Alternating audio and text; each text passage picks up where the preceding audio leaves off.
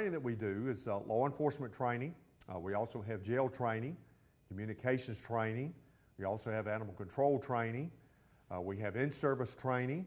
We have outside training. So what I mean by outside is we also pull in instructors from different areas of the U.S. That we have come in. Some of them are federal instructors, some of them are state instructors. And some of them are just kind of independent instructors, depending on what we do. So I want you guys to know that. I want the public to know it. We also have the Citizens Police Academy there. If you're not familiar with that, we started working with L.C. Jones in the city of Martinsville and several of his partners, working also with NCI and those partners and trying to put on some citizen police academies for the citizens of our area. And the reason for that is to let citizens know a little bit more about what law enforcement and public safety do. Just kind of gives them an idea of, hey, this is what to look for. This is what to expect. This type of training is really good. We've had good success. We've had 2 of those so far. And with that being said, the 2 that we've had so far, we had some pretty good trainers. We've had some good instruction classes, and we had a really good turnout. And moving forward, though, we'll be working with NCI as well to be able to do some of this training at their facility because we are partners with NCI. So the other training that we do, sometimes we put on tactical training. It could be SWAT training. It could be officer survival training. It could be alert training. Alert training is somewhat like that you would do like with a school shooting. We have all kinds of that outside training that we have that we also bring into the academy. Some have a cost, some do not. But we, again, want to let you guys know that in the event someone wants to have some training there. We've also had some outside citizens come in and get some training. We also do campus security training. We also do some training like for local businesses and entities, which will be like verbal judo, meaning that type of training gives you an idea of how to speak to the public, how to speak to vendors, how to speak to certain individuals. And the biggest thing about it is how to speak to someone that might be irate, a de-escalation situation, so to speak. Maybe you've got somebody that you're dealing with that is kind of hard to deal with. It could be a customer, it could be a vendor. It could be someone that you're having to work with and you're like, I really don't know how to handle this situation. And we all know that you can call 911, you can call the police, but we also offer tools for the private sector, stuff like this, to be able to help with your employees and stuff like that if you're working with, like a hotel or a business that may be working with outside folks, to be able to know how to talk to them. So we offer some of that as well. At the academy, we have a array of classes, classrooms that we can use. We got the latest technology involving, like TVs and equipment that we use. We got simulators. We got computers for every classroom, whether it's desktop or laptop. We offer all kinds of array of just different types of equipment and training for this endeavor. We also have stuff that we use for the classrooms, not necessarily props, but equipment and things that we can use also for the classroom and instructors. We encourage outside vendors or outside folks to be able to come in and teach there. If you've got a bio that we can look at and approve, we can actually give you some opportunity in our classroom to be able to come in and actually do some teaching. So we do an array of that, and again, we want to make sure that the public knows this. This is one reason why I'm here today. There's a lot of folks that still just really have no idea that we're down there. Sometimes I'll talk to somebody and they'll actually say, well, look, I didn't know who you were. We'll have them come in for the Citizens Police Academy, and they'll say, well, I didn't know you were down here. So, one of those things is that, we want to make sure that we're very open with the public. We try to work with everybody and try to let everybody know that, we are there, not just for our law enforcement and our member folks, but we're also there for the outside citizens as well. I've also got some folks coming in from outside that'll be coming in this year actually for a tour. And what I mean by that is that it's actually school kids. We've got some kids coming in from outside the area that want to come in and just do a walkthrough, want to see some of the training, want to expose some of the kids to some of the things. It's almost like a field trip. Some of the things we got going on. They're going to see some canine training. They're going to see some of the guys working and doing some practical stuff and classroom stuff as well. So we're looking forward to a lot of this. We got a lot more coming. We got a lot more things that we want to put in place. But these things, like I said, cost money, and we'll talk about that in hopefully the next segment. But again, I appreciate your time. We got some more things coming after the break, but just want to let you know that. So after the commercial break, I hope you're still there. I'd like to see you, and I'd like for you to listen to a couple more things that we've got to present. At Zentmeyer Chiropractic, we believe you deserve to move through life pain-free. We've helped thousands of Henry County and Martinsville residents find relief from back pain, neck pain, and headaches through personalized chiropractic care. Whether you're dealing with a sports injury, work-related strain, or chronic pain, we're here to help you heal naturally. Visit us at 3652 Virginia Avenue in Collinsville, or call 276-647-5555 to schedule your consultation today. Zentmeyer Chiropractic, helping you live pain-free, one adjustment at a time. For the will of God to be done on the earth, faith is required. Hebrews 11:6 says that without faith, it's impossible to please God. For the world to function as God designed, God requires a people who function according to the original design. Join us for Faith Summit, July 25th and 26th, New Day Church in Martinsville, abnerandleanne.com. Get ready for summer with Cunningham Tire and Bassett. The 50th anniversary deals continue this month, just in time for that Memorial Day beach trip. Right now, get up to a $160 rebate for the purchase of select sets of Firestone tires, or up to a $140 rebate on select sets of Bridgestone tires. You can get up to a $100 rebate on select Hankook tires, and up to a $70 rebate on select Cooper tires. If you're on a budget, we have tires for as low as just $10 down, and a large selection of used tires too. Don't sweat in your ride this summer. We offer vehicle air conditioning service and repairs, along with brake service, oil changes, alignments, and state inspections. My name's Jamie. Give me a call today. Cunningham Tire, 276-629-1142.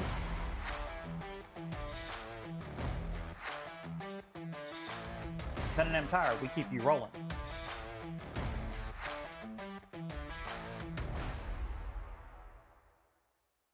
Frustrated by that crack in your windshield? At Daniels Auto Glass, we don't just fix glass, we restore your peace of mind. Our certified technicians use top-grade materials and precision techniques to repair or replace any auto glass damage. Need us to come to you? Our mobile service brings our expertise right to your home or office. Don't let that chip become a crack, or that crack become a bigger problem. We are ready to serve you. Daniels Auto Glass, clear views ahead, peace of mind guaranteed. Well, welcome back. Again, I'm Director Ray with the Police Academy here in Martinsville, Virginia, down at the old DuPont Road. And I just want to let you guys know that we got some exciting things coming forward here in the next little bit at the Academy. And that's why I'm here today to speak to you guys. So again, Director Ray with the Academy. I've been down there now for about 3 years. And I've got a staff, a really, really good staff that works with me down at the Academy.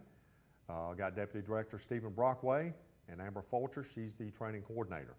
So there's a couple of things I want to let you guys know right out of the gate. I want to let you know that, and I think a lot of people don't know this, we recently, this past year, we ended up applying for a 501(c)(3) status, and we were approved. We actually got approved for that. And what does that mean? Well, the Academy, let me give you a little bit of history on that as well. So the Academy is state funded. We're also not only state funded, but we're funded by our member agencies that we have. And I'll go into a little bit of that here in just a minute. But state funding means we only get a certain amount from the state that is allowed for us to be able to use in our budget. So with that being said, it's not a lot because we're a small academy here in Southwest Virginia. So we're a small academy and we don't get a lot of funding. But our member agencies, meaning these are agencies that are members of the academy. These are agencies that pay in dues to us based on the number of students or number of employees they have. We call them students, but they're employees with the agency. So that number, based on the amount that we actually have them pay us, we also get that as well. So our member agencies, we have 13. Our member agencies pay us member dues, of course, and that gives them a lot of things that they can use here at the academy. So that funding that we get is funded into our budget.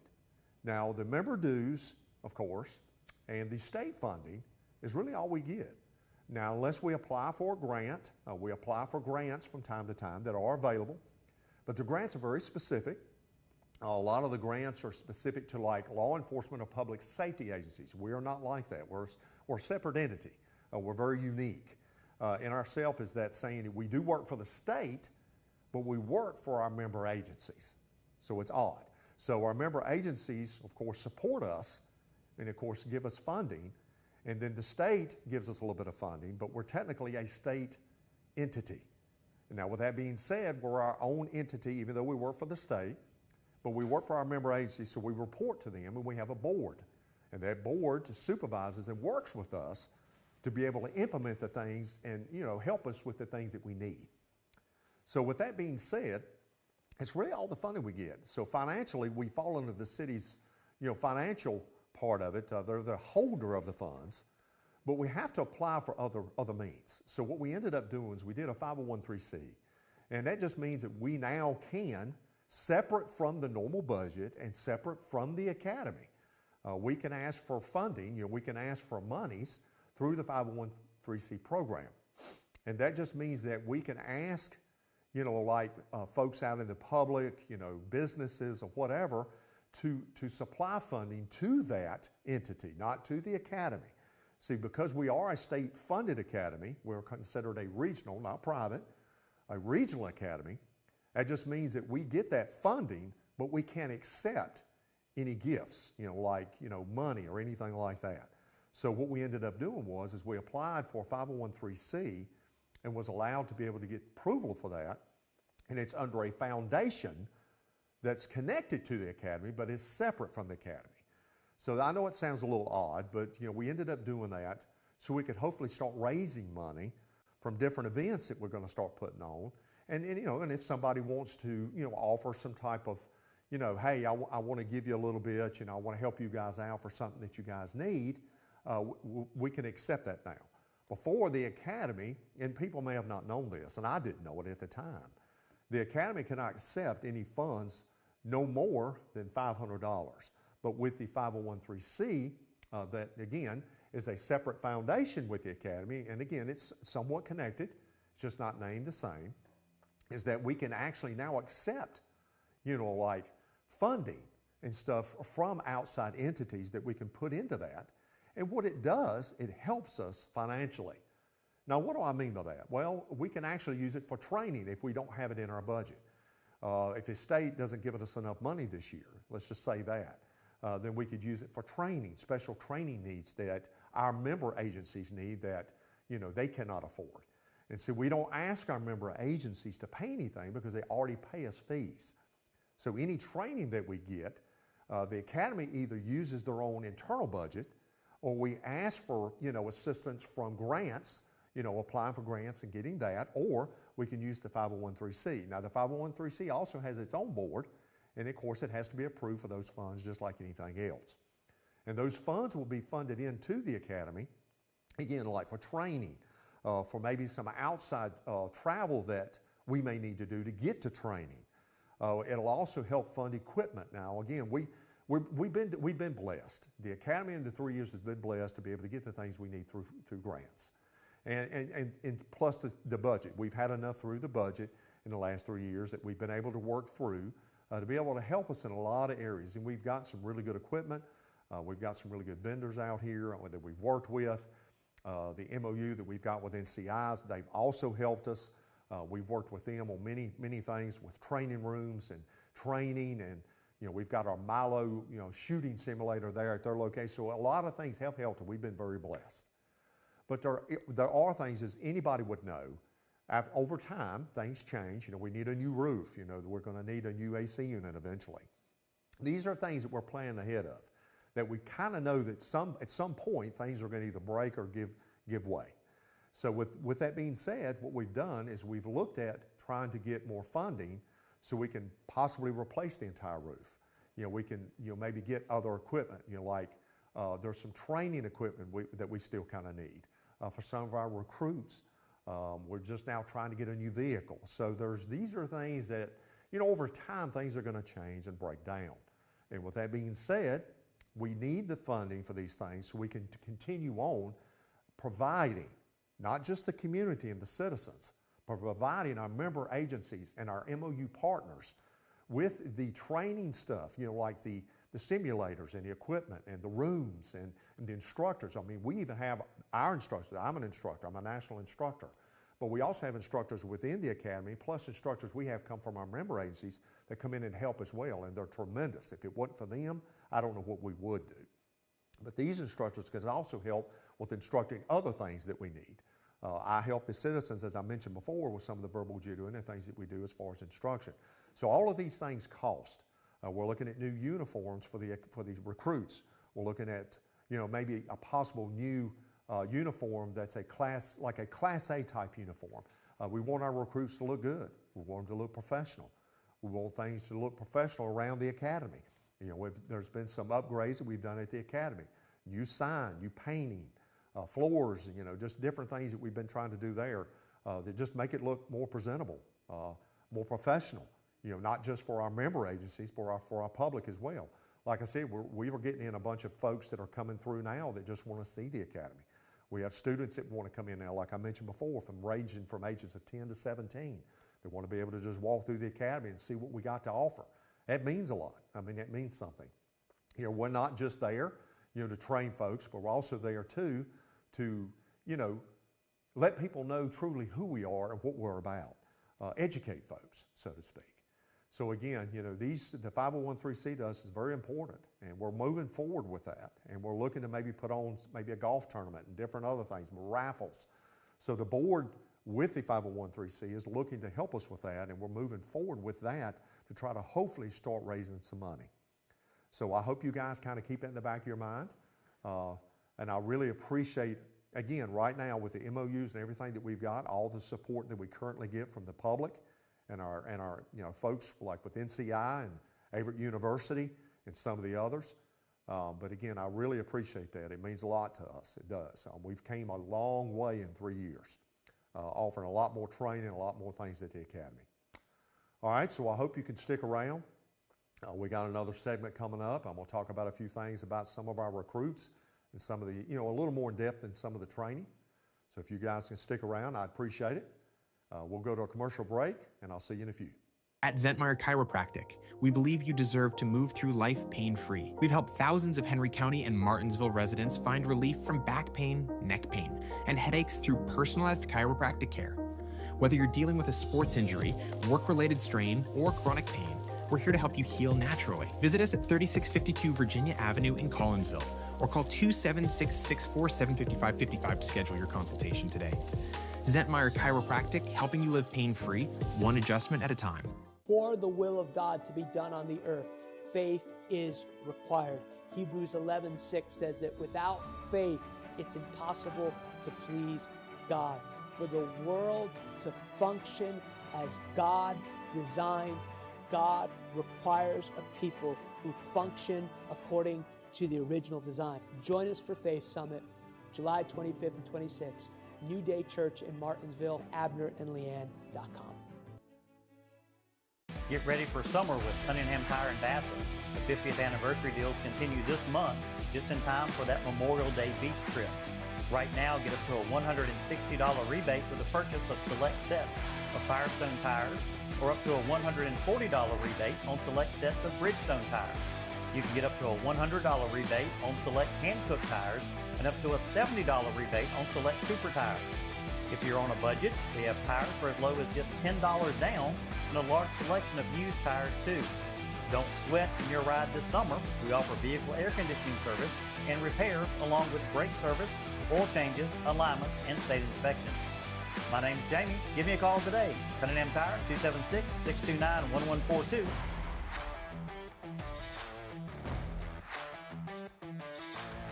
Cunningham Tire, we keep you rolling.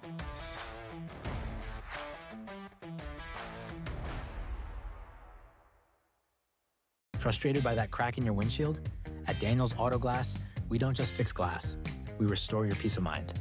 Our certified technicians use top-grade materials and precision techniques to repair or replace any auto glass damage. Need us to come to you?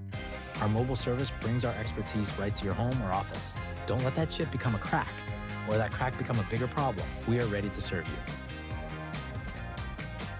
Daniels Auto Glass, clear views ahead, peace of mind guaranteed. Well, hello, Director Ray again. Just want to let you guys know that I'm back. We've had a couple of segments prior to this, a couple of things about the Academy. And in case you haven't been able to tune in or wasn't aware, again, my name is Director Ben Ray with the Piedmont Regional Criminal Justice Training Academy. We're located at 1024 DuPont Road, Martinsville, Virginia. We share a building with public safety. We work closely with them. And I just want to again let you guys know that we have an array of training and opportunity down there.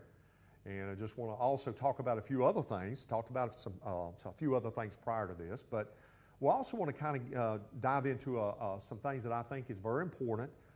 We talked about training. We talked about some of the stuff that we offer, but I'd like to get a little bit deeper into some of the training and meaning some of the recruits and kind of what we put on and kind of what we do there to kind of give you guys a little bit of a history, a little bit of, a look into what the Academy does during some of this basic training that we do. And that's what I'm talking about. Not talking about the outside training yet. That'll be another segment. But I'd like to talk about the basic training. Basic, well, that means a new employee, like our member agencies. I talked about that in one of the other segments. Our member agencies are, our law enforcement agencies, our public safety. That's like your 911 and communications. That's like your public safety folks that are next to us.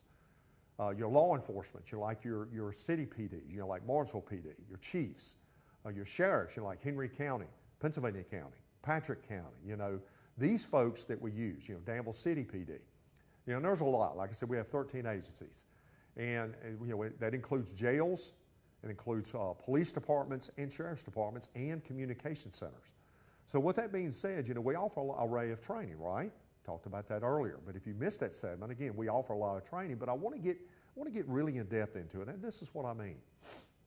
I want the public, and I want folks, and I want whoever's watching, I want you guys to be able to know that when we offer this training, this is what we do. So let's touch on law enforcement. So law enforcement training, we offer it.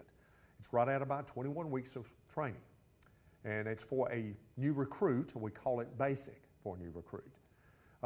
We have them come in, the agencies hire them, of course. So once they hire them, they send them through the academy. Now what our job is to do is to work with the Department of Criminal Justice Services to ensure that our training is up to standard, meaning that we meet the standards with the state and what they require us to do. So that means all this training that we put on is not only meeting their standard and their objectives, their goals and objectives, it meets our goals and objectives too, because it's really, really good training. It's in-depth training. And it also has to be audited to ensure we are putting on not just the training, but the most updated and current training that we can offer to all of our basic students. So the LE class is 21 weeks. We have instructors come from outside sometimes, but the majority of the instructors that we use there are internal. And that means they come from our member agencies. And I can tell you, we've had some really good classes come through. And again, we'll talk about jail and communications in just a moment. And again, we have others, but these are the main ones. And so with the training, we have a lot of students come from all over. And we have really, really good students. They come in and they're wanting to learn. And they're put through all kinds of practical testing, written testing, and classroom instruction. So with that being said, it takes a lot to be able to go through this mentally and physically. And I'm going to tell you, we've had some really good classes. Now, the most recent one we've had in LE was the one that's getting ready to graduate this week. So I want to offer you that. You guys can come to graduation as well. It'll be at NCI in Martinsville, the New College Institute, on June 20th. These kids were great. They come together. I'm telling you, some of the best students that we've had. A lot of the students, when they come through, not only do, like I said, do testing, but practical. But I'll be honest, what we do is we reward the students as well for a great, like academically and some of the practicals that they do. And if we do that, that means they've scored 100% on the very first test. What do they get? They get a challenge coin for that. And it's a challenge coin only from me that I've created that they can only get. You can't buy it, and it can be given away. So that means something to the students. We've had a lot of students come through and shoot and score really well in firearms training and driving, which is EVOC. Man, it's amazing what these kids can do. So that's the LE class. We also have a jail class that's roughly about 12 weeks. They do similar stuff, similar things, but we also reward them as well with a challenge coin. We also do certificates. We reward them with certificates and other things as well. We also have the communications, the 911. They come through. We train them as well there. They have a week-long school. We also reward them as well, with certificates and coins and pins and all kinds of stuff. We have an array of students come from all over. It's not just local and from our member agencies. We also have them come from outside. Some areas, local, I say local, but close to us, Franklin County. We have Floyd. We have Carroll County. We have a lot of other areas too that sometimes want to send folks here for some of the basic, or they'll send them here for some of the outside classes.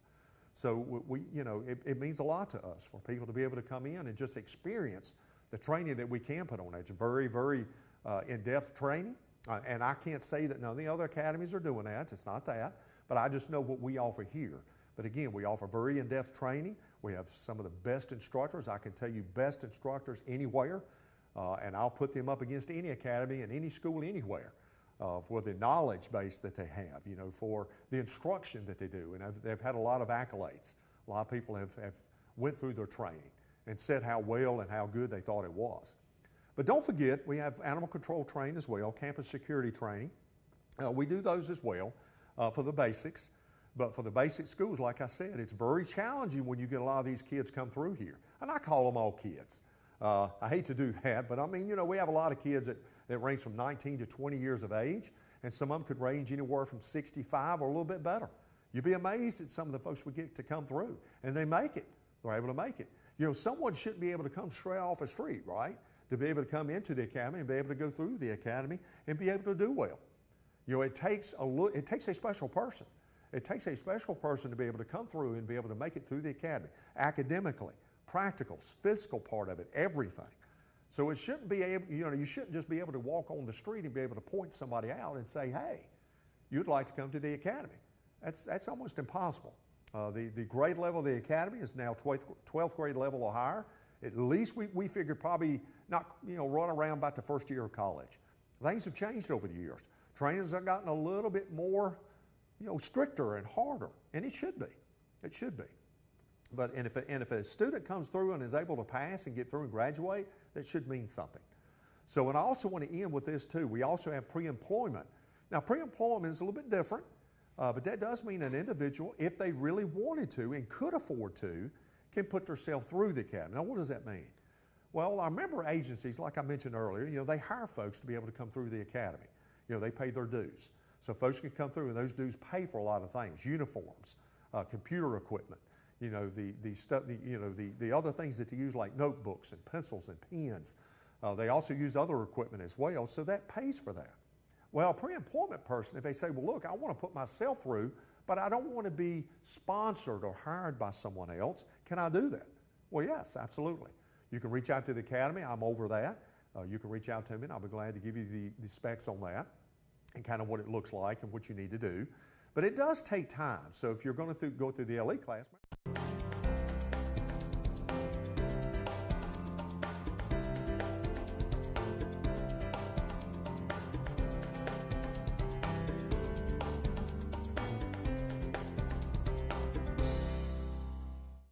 Thanks for tuning in to another great show here on BTW21. I'm Chad Hall, host here of Table Talk, and we're at a beautiful place here in Bassett, and I've got Mr. James Wright joining me here. James, good to see you again, my friend. Good to see you. Thank you for being here. Now, I tell you what, this is not a new facility to the community, but it's a new facility to you. Absolutely. Kind of walk me through, here we are in Bassett at the Old Country Club. I brought my golf clubs, but I can't play. Can't play. Can't play not right. Today. Can't not play today. But you guys have purchased this building. So now not only in one location, but you got two locations to start serving customers. How does it feel to be getting this and getting started in this location? It's wonderful. My dad and I, we've been talking about it for years. I graduated from college back in 23 from Virginia Tech, and even before then, we had been talking about making a move to Bassett. I was born and raised just right up Oak Level here. And so was he. We both cut our teeth right up the road here, and it's a little bittersweet being back home. It's nice. It's very nice to be back home. Well, I got to say, I'm west of Bassett, cut my teeth all my life, graduated from Bassett High School. But let's back up a little bit. Let's just go backwards a few years. Did you ever think you would take up the family business when your dad, I think he left Norris and jumped into this head first? Yes, sir. And you seen Grandma and Grandpa, I think the whole family kind of come together. How did you feel about seeing all of that and then being offered, hey, son, come on down here and help us out? Yeah, back in I was I think middle school when they first opened the Martinsville location back in 2012, and he came to me and he said about 2 or 3 years afterwards, he asked if this is really what I want to do, and you know, it kind of took you by surprise when you tell a bunch of middle school and high schoolers that you're buddies with, you know, I'm going to be a funeral director when I'm older. They look at you like you're crazy. Yeah, of course. But the more and more I came into the business, the more and more I fell in love with it. I love the community aspect. I love, you know, helping people. Sure. That's the biggest thing is helping people. And it's nobody understands the process of loss until you have loss. Right. And my mom's mom passed away in March of 24, and I've even found more of a love for it since then. And I've been in the business for about this will be my 7th year. I started out in maintenance and then kind of worked my way inside, you know, as the years went on, and I constantly fall in love with my job more and more and more, and the community that we have here. Right. Well, that's got to make you feel pretty good, though. Help me just, I've got a son working for me as well. Absolutely. I mean, your daddy and I are about the same age. Yeah. You know, but your dad also was giving you the option. I'm going to help you go whichever way you want to go. Absolutely. When did you know, okay, I'm going to take on the family business? Was it anything else that you ever thought about possibly doing besides this? Well, I love building things with my hands. Okay, good. When I was a kid, I loved Legos, still do to this day. I'm a big time Lego freak, but you know, one of the things that I love to do was build things with my hands. And until I was about 14 or 15, when he came and talked to me, that was the goal. That was the goal to go. I wanted to go to Virginia Tech for architectural, you know, kind of schooling, and you know, it ended up making a little career change, and I'm glad I did. I'm very glad I did. Well, but the key word there, he said he loves to build. You probably got a little bit of that out of your blood building over there, didn't you? Doing a little work, a little construction. A little bit, especially here. You know, I wasn't involved with much of the construction over there. You know, I had my hands on a few things. Dad's got a picture of me, probably 13, 14 years old, staining a register stand, and my hands are about as red and purple as they could have gotten, you know, from that stain when I was staining the register stand. But you know, I really, you know, when we moved into this place here, that's really when my hands got to working hard. You know, working in the chapel here, you know, doing the painting. We built the stage up at the front. You know, a lot of moving furniture and stuff that was left here, and you know, but I really got my teeth cut here with the building. Right. But again, going back to liking to be hands-on, not only does it save the company a little bit of money, but it gives you that opportunity to keep honing another skill while saving a little money. Yes, sir. There's you know, you look good, you feel good. I love wearing a suit, but you know, nothing beats throwing on a pair of jeans and some Carhartt boots and a dirty hoodie that you don't mind if it gets ripped and torn. You know, I'm big time outdoors guy. I love being outside, enjoying nature and just getting dirty and you know, it's always good to dress up. You look good, you feel good, like I said a minute ago, but nothing beats getting your hands dirty from time to time.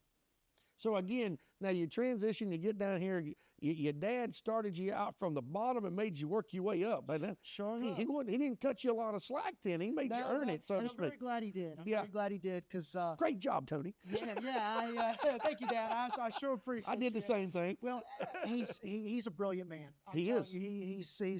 He amazes me every day. Him and I have conversations multiple times a day about business strategies, you know, what to do moving forward, you know, advice. But back in the beginning, when he came to me, he said, I'm going to start you at the bottom. You're going to cut grass, set monuments, you know, you're going to be my maintenance guy. And I worked under the head maintenance man at the time. You know, I wasn't even in charge of the maintenance when I started. And then I moved into kind of doing some transportation stuff of the deceased, and, you know, kept working up, started working some funerals, got a couple suits, went to school, came home, and while I was in college, you know, I still mowed grass. You know, I was that maintenance guy, you know, maintenance crew for about 4 years. And when I graduated from tech and went into mortuary school, I was blessed enough I was able to do mortuary school completely online. I did. I bet that was difficult, though. It was different. It was different. It had to be different. I'm very hands-on. Yeah, because you just said you like to build. Yep, I'm very hands-on when it comes to learning, but it was nice. It was nice because you know, nothing beats home. Nothing beats This is home. true. Nothing beats Henry County, being with my family and stuff like that. But no, I'm beyond blessed of how my dad had me come up. You know, one, the humbling of it. You know, I never wanted people to look at me. You know, he had this business handed to him, and also I wanted to learn. I wanted to learn about the maintenance. I wanted to learn about doing transportation and removals. I wanted to learn how to operate a funeral from the other side of it, not just being an attendant and a funeral director. You know, learn both sides of it, learn every aspect of the business, and it helps me manage better today. Oh, absolutely. You know, when I'm talking to my maintenance guys about things I need to be done, I know kind of, hey, it's 12 degrees outside today. I was in your shoes one day. I know what it's like, man. Let's work it out so you're not outside all day, kind of thing. You know. Yeah. It was nice, and I give all props to my dad. He was brilliant when he thought of that. So. Well, and another thing too, going back to what you said now, with Dad beginning to turn a little bit more over to you, Yep. I think that is, again, the only way to learn is by going through it. And that's something that he harps constantly. Is, It's our generation. That's what we do. I know it. He tells me all the time. He says, "Listen, you're gonna make mistakes." Sure. He said the biggest thing is learn from them. Yeah. And I limiting them is the best I can. And I can never get enough of his advice. I mean, it's like gold. It's like gold and diamonds to me. It's if you ask him, he lives at our funeral home in Martinsville, and he's got an apartment downstairs, and then that's his residence. And he hears my feet clanking down them steps 3 or 4 times a day. Just either whether it's to chat, get advice, or just see my dad. It's nice, and I'm blessed. I'm a very blessed young man. And that's a good thing. That Absolutely. is that kind of a bond is hard to break when you get it right. It is, and Dad and I are tight. That's a good thing though. Yes, sir. I don't think there's anything wrong with that. To be able to go and seek advice from him and him, like you said, I think he started the same way he started you though. Absolutely. He started with the grass and stuff. Exactly. He was with Collins, before McKee and they were bought out, but that's what he did. He helped Mrs. Collins, out in the front, with the flower bed and the grass and all that. And he cut his teeth in the funeral business doing the same way I did, starting out in the maintenance. Yeah. Yep, absolutely. And we say this all the time, and this is where I don't know if training can get you this. It's compassion. When someone is in your office, it can be the worst day of their life. Absolutely. And that's where people can see the difference between, oh, I just want to make this funeral, make some money, versus, hey, we got to take care of this family. And I've seen it done wrong. I really have. Absolutely. I really have. And then, like I said, my grandmother passed back in Ohio, and it back in March of not last year, 24. And it opened my eyes a lot. The funeral home staff, they were phenomenal. But you see it from a different aspect, a different region of the United States. I know a lot of people joke about the Yankees up north. Yeah, of course. But it's very different. It's Sure. very different, from, an Ohio funeral home, that's an old house to, our funeral home's an old country club and an old schoolhouse. Mm-hmm. It's very different, but it's really opened my eyes. And sitting with a family, the thing that I can offer a family is caring. Mm-hmm. I tell people all the time, if you call the funeral home and try to get me, I failed you. I want you to call my personal phone number. I got you. If you don't call my personal cell phone number and you call the funeral home, I failed you in one way or another. I want you to call my cell phone. I am there for my families 24/7. I joke all the time too. My cell phone sounds like an old rotary phone on the wall. Sounds like it's about to fall off my nightstand at night. My phone rings 24/7. I always answer it. And I have that care for my families, because it's the hardest day of their lives, like you said. It is. And I got to say, I get the phone thing. What we do for a living, my phone does ring a lot, and I can only imagine yours is even more than mine. But boy, you're talking about making you crazy. It rings all the time. But again, it doesn't make you crazy when you're passionate about what you're doing it for. That's what I'm saying. Some people look at it like, oh my goodness, that phone probably drives you nuts, but it throws me into my element. Yeah, that's good. And it just, I love caring for the families that come across. Even if they're not using us as a funeral home, I'm always a resource. Mm-hmm. I'm always a resource. I've learned so much in the last 7 years, in the funeral business. It's unbelievable. I was just sitting talking to Dad last night. I said, I've learned things in the last 7 years that I never imagined I would. And, I've told people in the past, even if you don't use our funeral home, you're more than welcome to keep my number and use me as a resource. I am here to help, and I love doing it. I I love doing it. And it obviously shows as well, and that's what it takes in time of need. Guys, we're going to take a quick commercial break. We want to thank you for tuning in, but we're going to come back, going to talk a little bit more about Wright Funeral Services, now serving in 2 locations when we come back. My name is Jimmy Wright, and I am the manager here at Wright Funeral Service here in Martinsville, Virginia. Over the course of the last 13 years, we've had the pleasure of serving numerous families, and I thank each and every one of you from the bottom of our hearts. Here at Wright Funeral Service, we are deeply committed to taking care of your family in the hardest of times, all while keeping costs affordable. We are always here for you, 24 hours a day, even if it's 3 in the morning. You can reach us at 276-632-2206.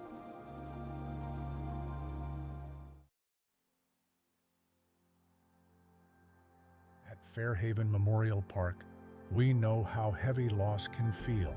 That's why we're committed to making final arrangements affordable, dignified, and handled with care, located in Spencer, Virginia. We offer burial, cremation, and beautiful memorial option setting with full perpetual care you can trust. Let us guide you with compassion, respect, and personal attention. Call Fairhaven Memorial Park today at 2769-571194.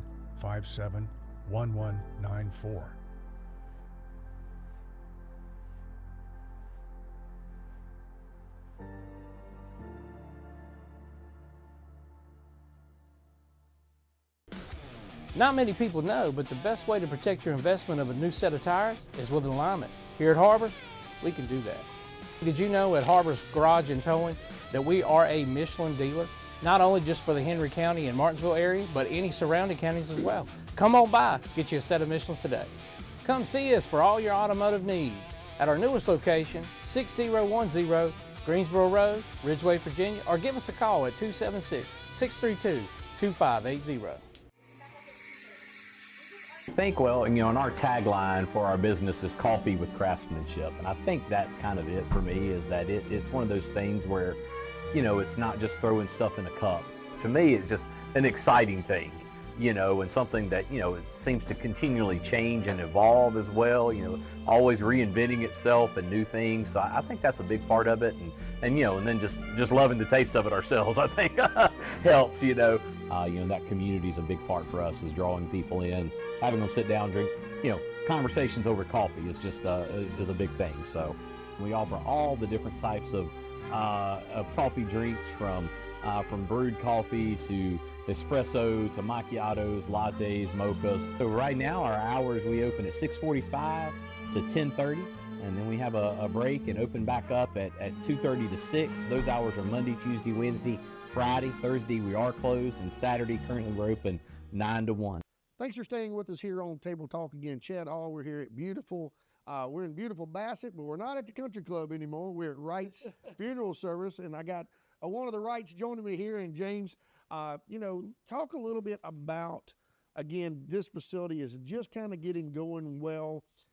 I hear a lot of people say the cheapest, the most affordable. I hear that a lot, Absolutely. But what is going to be the best way for a guy like me or someone watching to come in and say, hey, I want to do my pre-care needs, or is this the place for me? Absolutely. So to start, with us just getting started here for the first year or so, we're doing special pricing. If you want to come in, Ruth and my grandmother are here every day. They can talk to you about our special pricing here at our Bassett location. But pre-needs, Ruth is doing about 50% of our pre-needs here, 50% of our Martinsville location, and it's going well. It's going phenomenally. We just transferred over to a new pre-need company. We've had some seminars here as well as in Martinsville for the community, veterans. It's going phenomenal. It's going great, and I'm loving it. I'm loving this new company, and one of the great things about pre-need is let's just use a round number. Let's say you came in today and made a $5,000 pre-need with us. Paid $5,000 a day. In 20 years, if that same service is $10,000, you don't pay a dime more. Right. You prepay it. Mm-hmm. You don't pay a dime more unless you want more services. It's a great way to lock in a price and save your family some stress. And it's like you were saying at the beginning in earlier on. It's the family's one of the hardest days of their lives. Sure. Coming in and making arrangements. And even if you just come in, you don't want to prepay and you just want to pre-plan, it's a great thing to do, and it eliminates a lot of the hardness of an arrangement conference when the at-need death occurs. Right. So the pre-arrangement, pre-need is phenomenal. You know, you can pre-arrange, pre-fund it, whatever's easiest for you. I think pre-needs are a phenomenal thing. I think some people are scared to do them because it's planning for their death. Yeah. But at the end of the Well, it's always hard to discuss that. It is. But, you know, and you hear people joke all the time, there's two things that are certain: death and taxes. Death and taxes. They're not going anywhere. They're not going anywhere, and it's the smart thing to do. And that's my opinion. And you know, it's if you're interested in just stopping by and you have pre-arrangements somewhere else, you just want to see what we're about, you know, all pre-needs are transferable. We accept pre-needs from any funeral home regardless. You know, if you have a pre-need at any of the other funeral homes around the area, or even let's say you lived in California for 10 years and you had pre-arrangements there, you can bring your pre-need to us and we will accept it with open arms, put it in our filing cabinet, and we'll keep it safe until the day you pass. It's just, a pre-need gives that little bit more peace of mind to yourself, that you know your wishes are in order, as well as your family, that they have a little bit less to worry about when the time does come. You know, this just hit me. Let's let everybody know the address here. Absolutely. We're talking about, we think everybody knows where the golf course is. They may not. Yeah, well, it's 1230, quite easy house number to remember, Oak Level Road. If you're coming from Collinsville in the Cloverleaf down by Bassett Forks, or you're coming up the hill towards Stanleytown, right at the top of the hill, take a right on Oak Level, and it's your first right. And you'll see some signs as you're pulling in. It's a big, long driveway. But just come out and say hello. We're my grandmother and Ruth are, somebody's always here Monday through Friday, 8 to 4. And if you can't make it during those hours, give us a call. You know, I like I said, I cut my teeth right up the road from here. I still live less than a mile away. I'd be happy to come and just show you what it's all about, even if it's 7, 8, 9, 10, 2 in the morning. Don't matter to me. Well, you know, let's talk a little bit more about pricing. Okay. I'm a hands-on guy. I'm like you. It's hard for me to pay a sheetrock guy to hang sheetrock because I know how to do it. Absolutely. But when you get to a certain point in life, you got to move on. What's the easiest? Pay somebody or take 3 or 4 days out of work? Oh, absolutely. You got to start juggling that. But a lot of people, let's just say this, sometimes you get what you pay for. Absolutely. Everybody's talking about cheap. I don't like the word cheap. I like the word affordable or and inexpensive. Inexpensive is a better word. Absolutely. Kind of let's talk about that. You know, you might can go out here and buy a $2,500 funeral, but that's exactly what you've got. Exactly. And we, you know, our pricing is very competitive. You know, and we tell everybody, you know, if you find a better price than us and you really want to use us, we'll beat it. You know, that's just how we are. And I think we're priced very competitively to our competitors in the Henry County area. But the thing about it is when you come to us, you get 100% of our attention. 100%. Our funeral directors are at myself and 4 or 5 of I think we have 6 total directors, including Ruth 7. Ruth is strictly pre-need, but we give you our personal phone number, and you can reach us all time, all day, all hours of the day, and that's what we strive for. Everybody at our funeral home, every director, every secretary, our grief coordinator, everybody, you know, we always have our phones on us. If you need us, you call us. And I always tell people, listen, if you call me and I don't answer, I will call you back immediately. One of 2 things. I'm either on the phone with somebody else or I'm in the shower. I'm either in the shower, and more times than not, I will jump out of the shower, answer the phone, and get right back in. It's just, you know, it's our families come first. Sure. Our families come first, and a lot of people look at the funeral business as a business, and it's not. It's not a funeral. It is a business at the end of the day, but it's taking care of your community. Mm-hmm. It's taking care of your community. You know, Dad and I are in Kiwanis. You know, we do a lot for the community there. You know, we're a very community-centered family. I love this community. I know some people look at Henry County and, you know, they see the drugs, they see the crime rate and all this, that, and the other, but it's a wonderful community. I mean, but people that's are everywhere. Exactly. We're not that bad. We're not. We're average. I hate to say we're even average, well, but and it's not as bad as everybody thinks. Absolutely. And it's, you know, I tell people all the time, you know, I lived in Ohio for some years of my life, and one of the things I love about the South, you can walk into a gas station, a corner store, you know, the Dodge store, don't matter. somebody's going to hold the door for you. Yeah, that's true. Somebody's going to say, hey, thank you, man. How are you doing today? Yeah. Give you a little head nod. Yeah. You know, it's you go up north. They look straight down and don't do anything. Keep walking. Keep on walking. Exactly. And I love the South. I love this community, and it makes me want to give back to the community even more. And in that, you know, take care of families.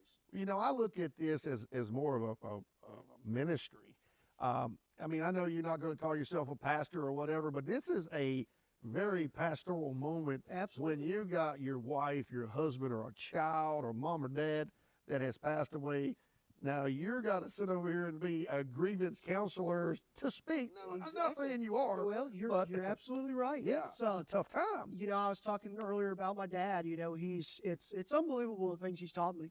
And one of the very first things he said, you are going to be looked at in this community as the same as a pastor. He said, if you're out in the community cutting up, acting a fool, driving down the road, you know, and you get into road rage or something, somebody is going to recognize you. Yep. And he said, he said, everybody that comes in these doors is family. He said, you're going to be recognized, and you got to take care of people.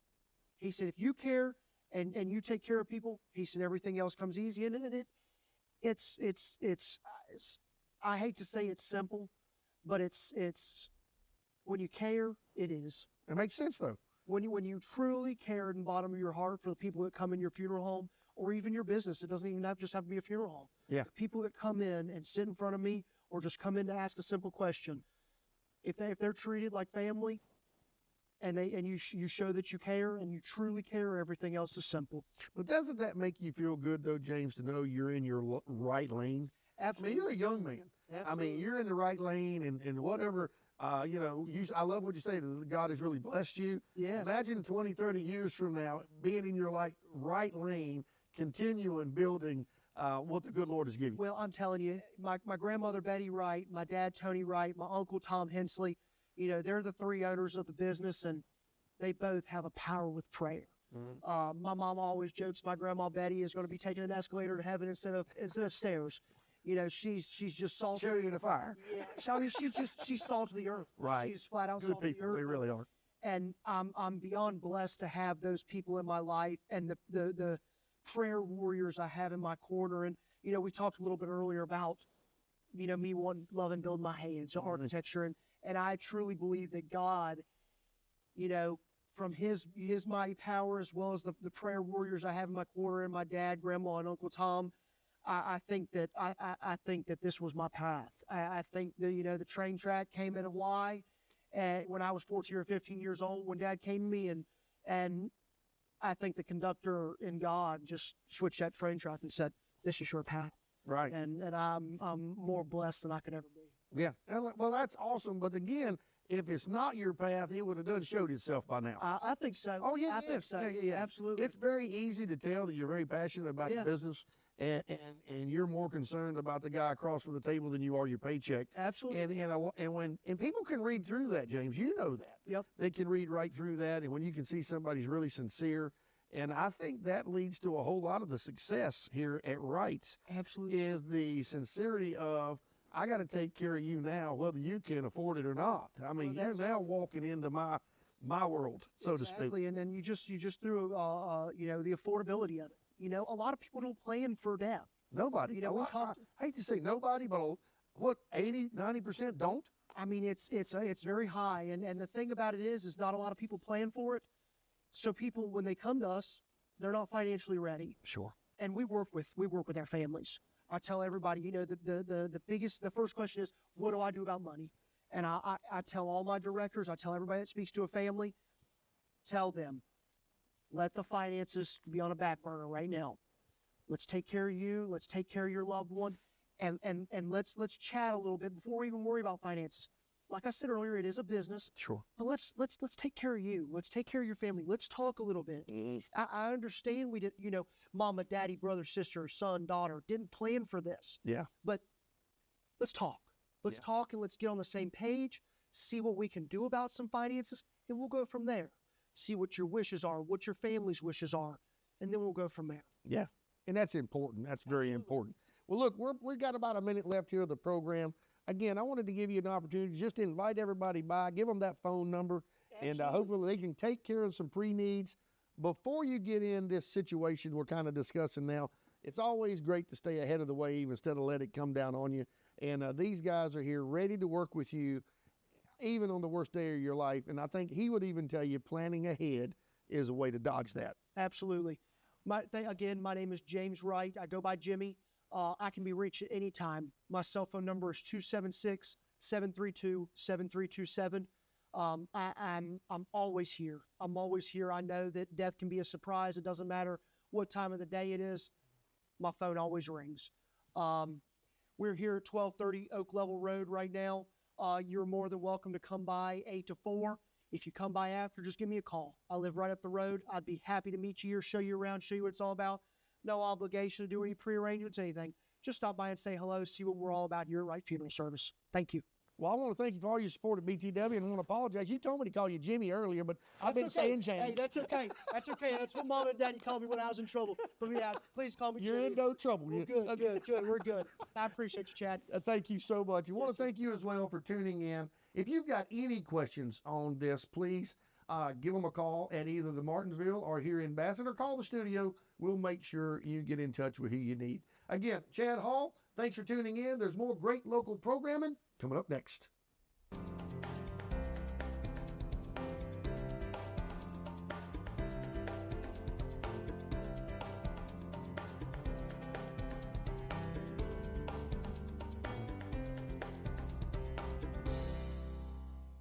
Welcome to Martinsville Family Dentistry, your local trusted dental experts. I've been a patient at Martinsville Family Dentistry for over 25 years, and I wouldn't go anywhere else. They're great here. The people are friendly, very helpful. They'll do anything for you.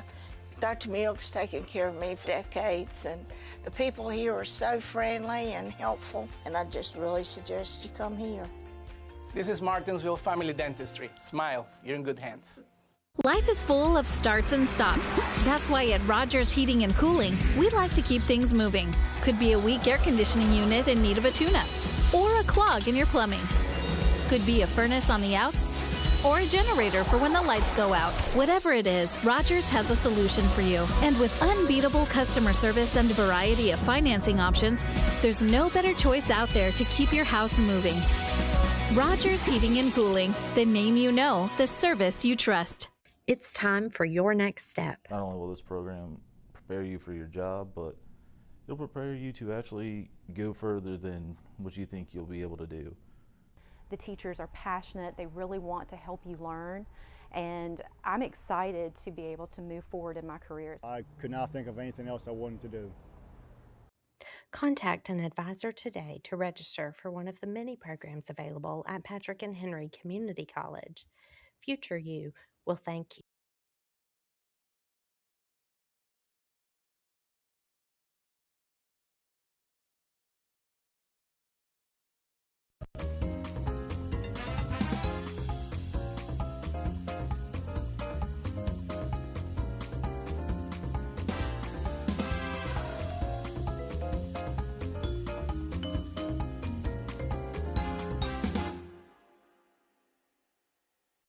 Hey, good morning, folks, and Happy New Year to you. I'm just so glad to be back with you on a new year, and I hope it's going to be a good one for you.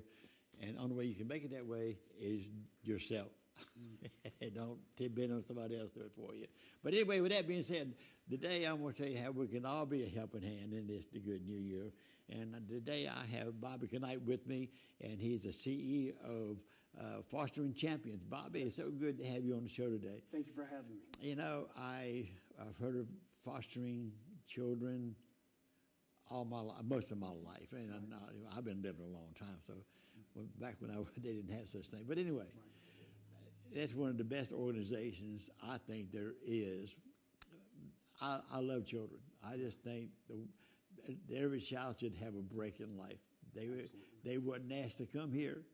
And if you got them here, they expect you to take care of them until they get to a point where they can take care of themselves. That's right. And now we got a point where a lot of parents don't feel that way. Mm-hmm. They rather do drugs or whatever they do and just turn the children loose. But like, I don't know, let them live on their own, do their own thing or something. Right. And it don't work that way. Children can't survive that way. So fostering, so being a foster parent, I think for some people it may be a godsend. Some people like to take care of folks and let them show them some good things in life. I would think if I had a child that's been through just a bad life and all they've had was some bad things that happened to them, and I bring them in and show them some good things, I mean, nothing but good and love. Yeah. What a difference in making their lives. Absolutely. So that's what we're about today, Bobby. You are the CEO of this Fostering of Champions. Let's tell the folks, what does it take? Why do we need foster parents? Yeah, so we need foster parents to, number one, be able to love and care for the children as they deserve. We're in many situations around us where we have kids who are being neglected, or like you said, parents who are on drugs, or just parents who may have been deceased, like in my case, as a foster child. And so we need loving parents to step up, to love and to care for the children and help guide them to their future, and whatever that future is. As loving parents, we guide them to make good decisions. We help them with their needs, and then guide them, whether it's to college or trade school or wherever it is, so that they can begin to grow and become an adult and take care of their family. Well, I've been talking to you before the show, and you're a great example of what happened because you are a foster child. Yes. You was in the foster care most of your life. Yes. And look how you turned out. Yeah. I mean, this is what it's about. That's what we want. We want people to have a chance in life to live a normal life, right, without being abused or all this. And that's what's going on out here now. And I'm hoping with this show, someone out there is wanting to take some child that hadn't got a shot in this world because their parents are so drug happy or whatever, they don't care about their lives or their children. And somebody, loving family, would take them to their home and show love. I just think there's no other better way that God can work on anybody's life than that. Yeah, absolutely.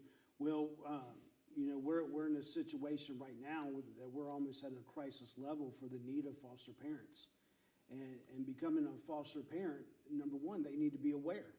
Right now, it's not that people won't help foster kids or maybe even bring them into the home. In a lot of cases, people just aren't aware that there's an issue. And there's over 5,400 foster kids in Virginia alone, about 55,000 in America. And so the need is huge. And right here in our area and your viewership, we have a huge need for foster parents and for people to get involved with caring for foster kids. Now, if somebody was interested in being a foster parent, like a lot of people like myself, I've heard the name, I know what you do, but I don't know how to do it. Right. That's my stamina, right? And I think a lot of people are the same boat I am. Some people want to help maybe, but they don't know how to go about it. And maybe before this show's over, they're going to know how to do that. That's right. And folks out there, look, if you're a loving family and you like to help people or children, this is an opportunity of a lifetime. I mean, this is something that you can hold your head up high and just thank God for giving you the opportunity to do something this great. Yeah, absolutely. And I say, I wish I'd have done this younger. I mean, right now, I think they'd be better off with somebody who can keep up with them. Right. Well, there's many ways to be involved. And the process, the quick process, number one, is to contact your local social services. And what they'll do is they'll start with a background check. And then from the background check, then they'll go through a class. And once they've been through the class successfully, then they'll be a licensed foster care provider. How long does this take normally? Typically about 6 months. Oh, really? Yeah. Sometimes it may be a little quicker depending on emergency situations and things, but typically about 6 months. And so that's the path to become a foster parent. But there's also other paths that, some may say, hey, I can't bring a child in, but I can become a CASA worker and I can support them that way. Or I can provide respite, which means that you're willing to take a child in for 1, 2, or 3 days to maybe give a foster parent a break, or to help cushion from when a child comes into care to when they actually go to their foster care home. It will provide services or a home and shelter for them that way. So there's many ways to get involved other than just being a foster parent. We need foster parents. And like I said, the first step is to contact your local DSS, and they will tell you the exact steps that it takes to become a foster parent. Do a foster parent have the opportunity to meet the child before they come in? Do they get a chance to talk? Yeah, so in some cases, like I've had over 20 foster kids myself, my wife and I, and typically we'll get background information, and depending on the situation, sometimes you even get to meet the kid before they come into your home. We have a young fellow in our home right now. He was at Hope Tree. What is that? Hope Tree is it's like a home for foster kids that is over in Salem. Okay. And they care for foster kids there. And he was in Hope Tree, and he wanted to go to a home.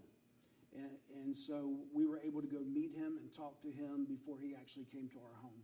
Oh my God! Well, that's I think even a teenager or a young guy or girl, if they get to meet the foster parent, you can sit down and talk, you get a little feeling. I mean, maybe show the little love that you really want to show these kids. I just my feeling.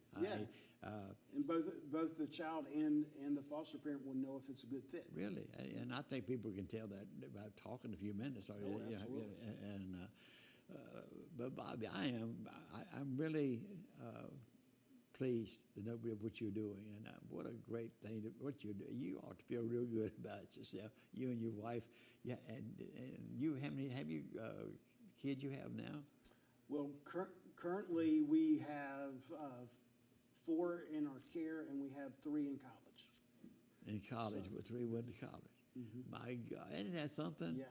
And these children wouldn't have had a shot in the world if it wouldn't be people like you and your wife. Yes. So I wouldn't have had a shot in my life. Like Right. I told you, my mom passed away. I was born in Portsmouth, Virginia, and my mom passed away of a massive heart attack when I was 5. She was 29, Wow. and my dad just left. And so my sister and I, we got a trash bag and was put in the back of DSS and sent into foster care. And so through loving foster parents, I was guided to Liberty University, and then became a youth pastor for 25 years. And during that time, I was able to my wife and I begin to foster ourselves. So we've seen what it is to be a foster child and to bring foster kids into our home. And through that, we've seen the massive need, especially in Virginia, because like I stated before, Virginia is one of the worst states for aging out foster kids. So the opportunity was huge. And then I read the verse that says, a pure and undefiled religion is one who takes care of the orphans and the widows. And I'm like, well, I was an orphan. It's my time to take care of the orphans. So that's when I resigned from Franklin Heights, great church, still there. It's my home church.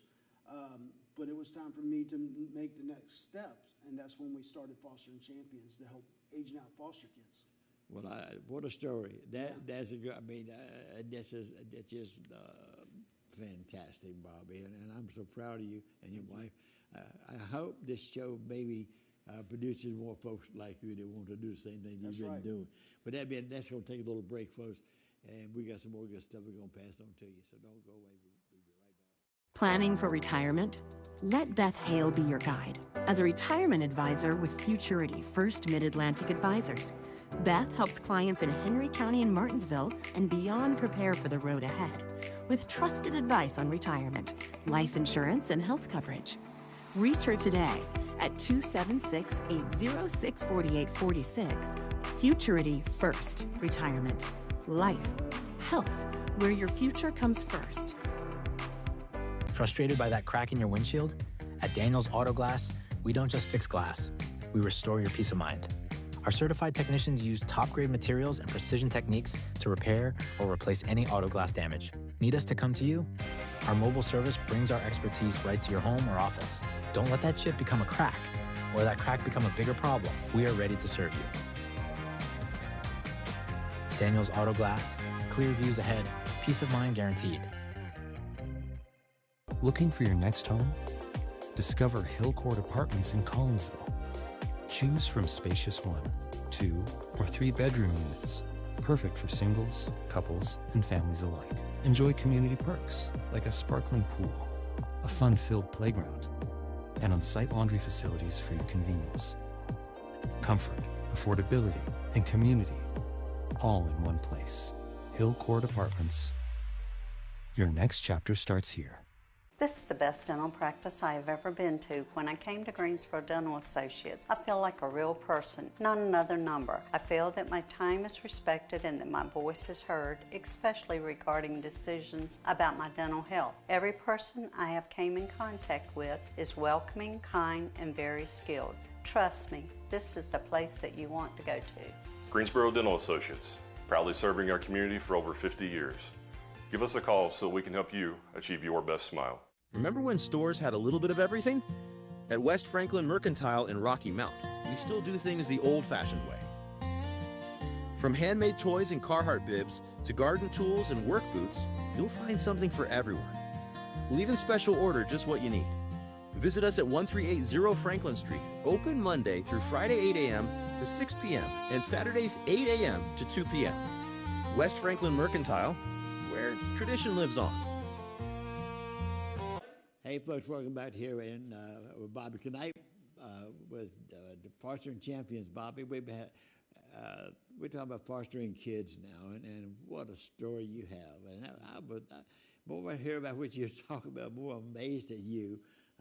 You know, as I tell a lot of folks, you know, God works in so ways that you never dream of it working, and it's never the way you anticipate it's going to work.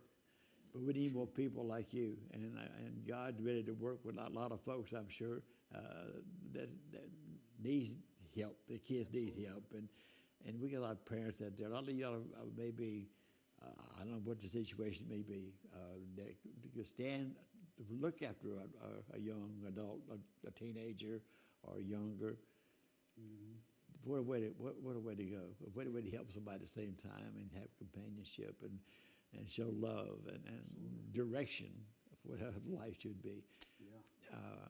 Well, especially here in Martinsville, as we were just talking, the need is huge right here in our own backyard, right here in Martinsville. And through noticing that need and even having some of the Martinsville foster kids in our care, we realized right here in our backyard there's a huge need, and that's why we went ahead and purchased a piece of property over on Pebble Road near Hooker Field to build a home that will bring in these foster kids and provide them not only housing, but provide them direction through mentors. We do mentorship every Thursday night and provide them guidance to becoming successful in life. And so that's the beauty of being right down the road in Franklin County. Is I'm also very, very local to Martinsville. Right. Now, this home is going to have 4 units, I understand. That is correct. And is it going to be one foster child in each room? Or will be 2? Yes, so there will be 4 individual suites in the home. It will be a residential home. Like I said, it's on Pebble Road, so it's in a community, because we want our kids to be in community, not necessarily in a big apartment complex all set off to themselves. So we're in community. There will be 4 units. They're all suites, so they'll all have their own bathroom, their own closet, and their own bedroom. And then upstairs will have its own common living area, and downstairs also will have its own common living area. So there'll be 2 living rooms and 2 kitchens and 2 laundry rooms. Hey. The foster kids that's going to be utilizing this place, are they old enough they're going to start being on their own soon? Or yes. So when a when a foster teen reaches 18, they have two options. They can sign out of foster care, or they can sign into fostering futures. So when they're 18, if they decide to sign into fostering futures, then they're still under DSS care, which Right. means DSS still pays for their Medicaid. It still helps them paying, rent and things like that, and helps them with food. But the fostering futures is all about preparing them for the future. That's why we provide them with mentorship, try to help. We've given many foster teen scholarships. We have foster kids right now at Old Miss. We have them at UVA, Virginia Western. We have them at Old Dominion, at Tidewater Community. So we help foster kids with their books. Got a call just this past weekend from Rocky from Old Miss, who needs books. And he grew up in the foster care, and we helped him get in Old Miss. And so we help him with that, and then try to put him in contact with people who can help them in the trades, or help them with careers. And so our whole desire and vision is to take a teen that's in aging out or in fostering futures and help guide them to becoming successful in life. Well, anyway, look, folks, if you have any questions, about foster care, I guarantee you, Bobby Knight, he has the answer to them. And I want you to take this phone number down. It's his cell number, and he will love to talk to you. The phone number is 540-330-8336. That's 540-330-8336. That's his cell. And if you have any questions, or if you just want to find out, maybe you got a feeling you might want to do this, I guarantee you he can put you on the road to make you want to do it. Absolutely. Because these children, it's not their fault, people. I tell you, but the need they have is they wouldn't brought in this world to be in that position in the first place. So if you got any kind of love in your heart, any kind of room in your home that you would love to have one of these children to take under wing and love and show them the way a good life should be, please contact Bobby. Yes, please do. What a life! Hey, you know what? That would make anybody feel good to see a child has nothing to come up like you, and you said you got them in college. You had some already in college. Fine job. Your chest is big. Yeah, well, as a foster kid myself, the innate desire within all of us is to be loved. Of course it is. And so that's where we're at. We're in a place, and we meet the kids in a place. We love you, and we have a desire to see you be successful. Now, obviously, they need to do their part. Oh, yeah. We can't force them to do their part. But what we can do is be there and show them that we are here, we support them, we love them, and we'll help them any way that we can to become successful in life. Now, the social service and all, they do supply some money to the parents of the child. And I'm not going into that because it could differentiate in different situations and all this stuff. But there is some help money-wise from the state that helps you keep these children and this sort of stuff.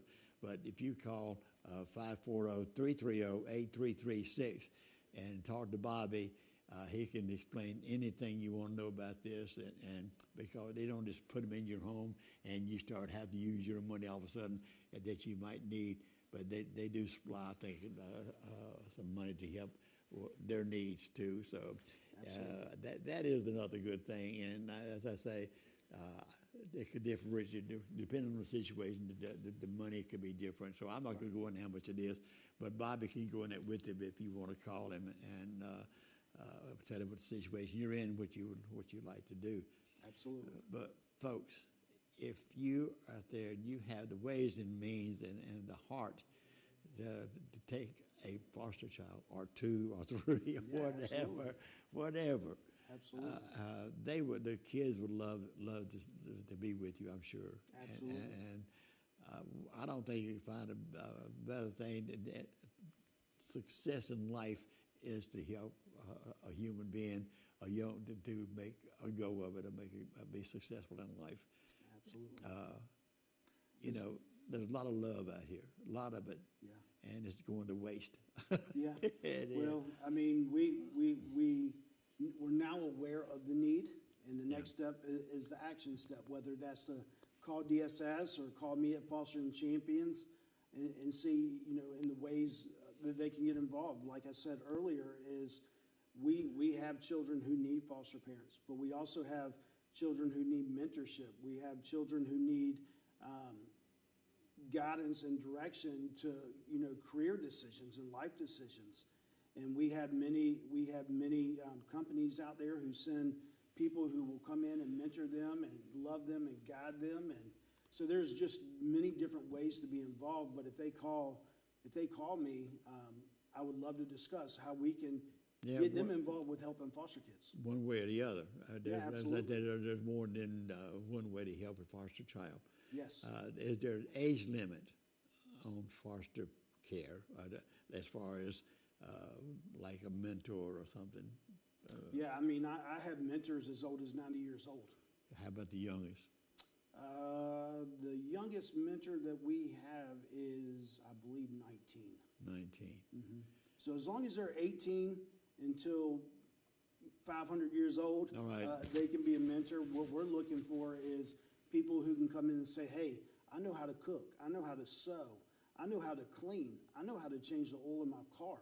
I know how to help them with interview skills. I know how to help them with applications. So we have 31 different categories that we mentor them in.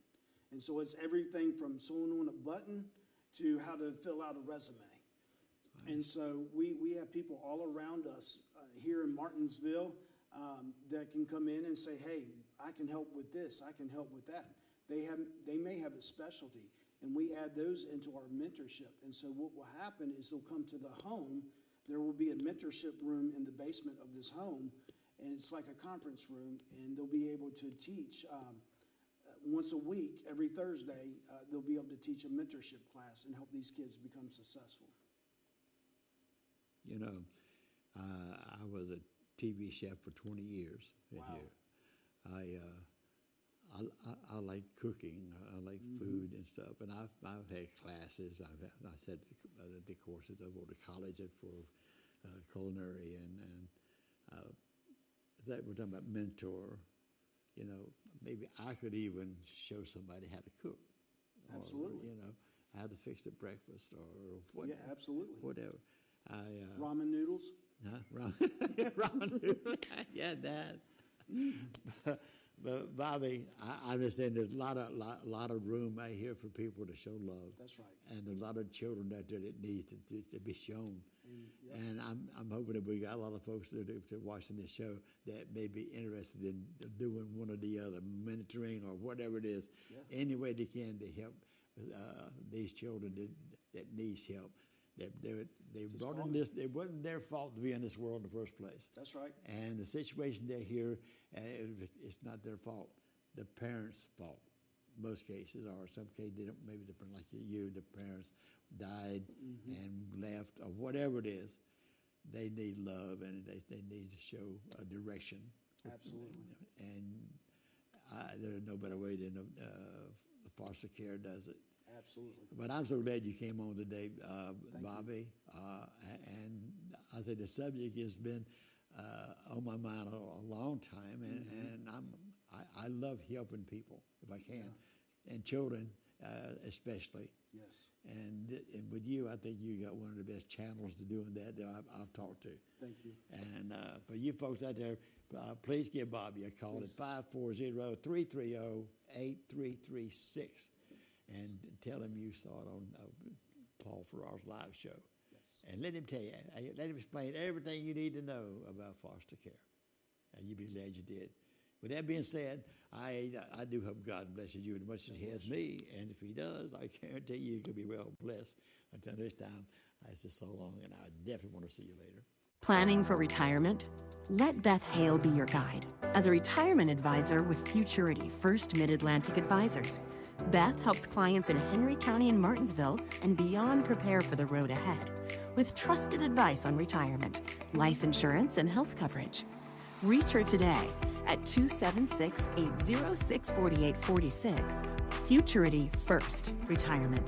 Life, health, where your future comes first. Frustrated by that crack in your windshield?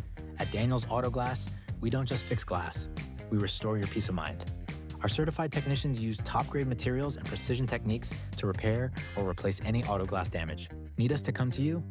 Our mobile service brings our expertise right to your home or office. Don't let that chip become a crack, or that crack become a bigger problem. We are ready to serve you. Daniels Auto Glass, clear views ahead, peace of mind guaranteed. Looking for your next home? Discover Hill Court Apartments in Collinsville.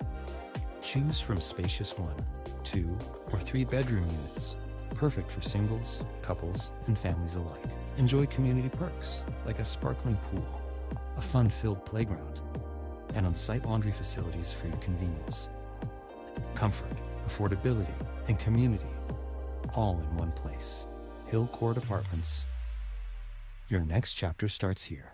This is the best dental practice I have ever been to. When I came to Greensboro Dental Associates, I feel like a real person, not another number. I feel that my time is respected and that my voice is heard, especially regarding decisions about my dental health. Every person I have came in contact with is welcoming, kind, and very skilled. Trust me, this is the place that you want to go to. Greensboro Dental Associates, proudly serving our community for over 50 years. Give us a call so we can help you achieve your best smile. Remember when stores had a little bit of everything? At West Franklin Mercantile in Rocky Mount, we still do things the old-fashioned way.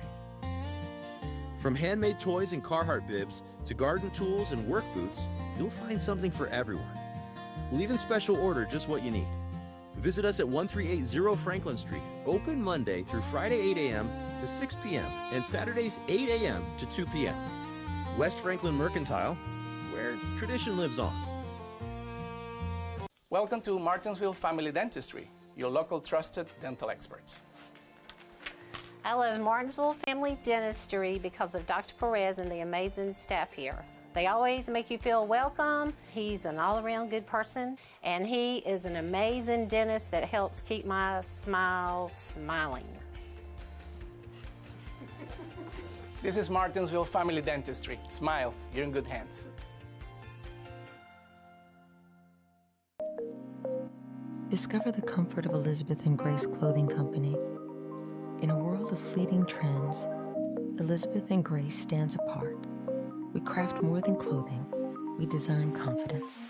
From outerwear to weekend elegance, our collections speak a language of sophistication that transcends time, where timeless style collides with confidence.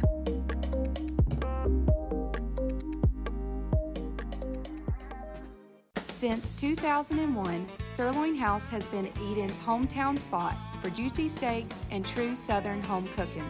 We're serving up breakfast, lunch, and dinner, plus a crowd favorite breakfast and lunch buffet. Come dine with us and taste why family and friends keep coming back. For all your dining and catering needs, give us a call at 336-623-7778 at 207 South Van Buren Road in Eden, North Carolina.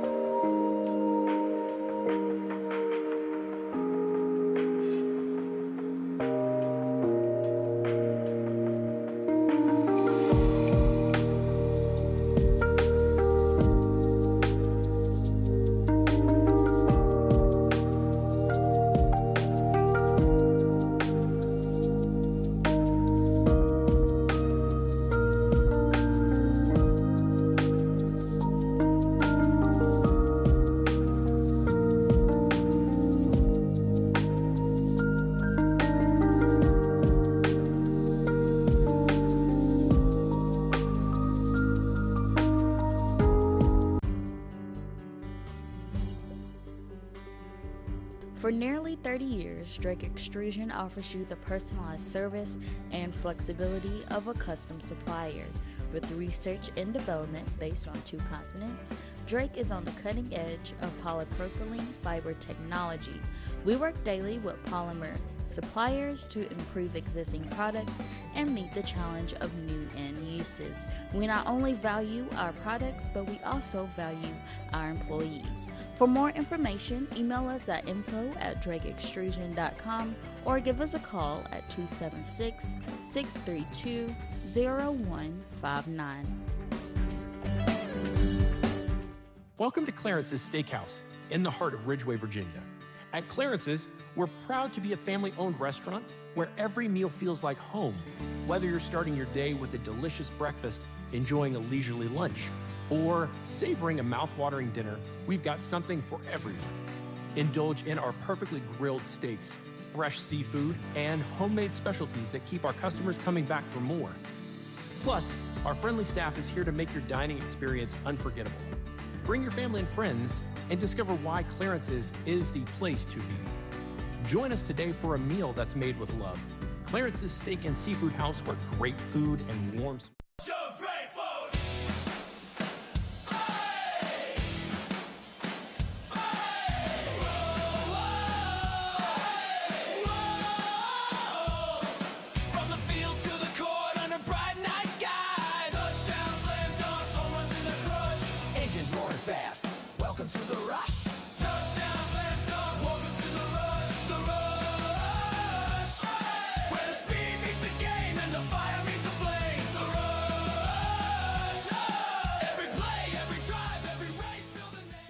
welcome to The Rush here on your Neighborhood Network. I'm your host, Lynn Harold.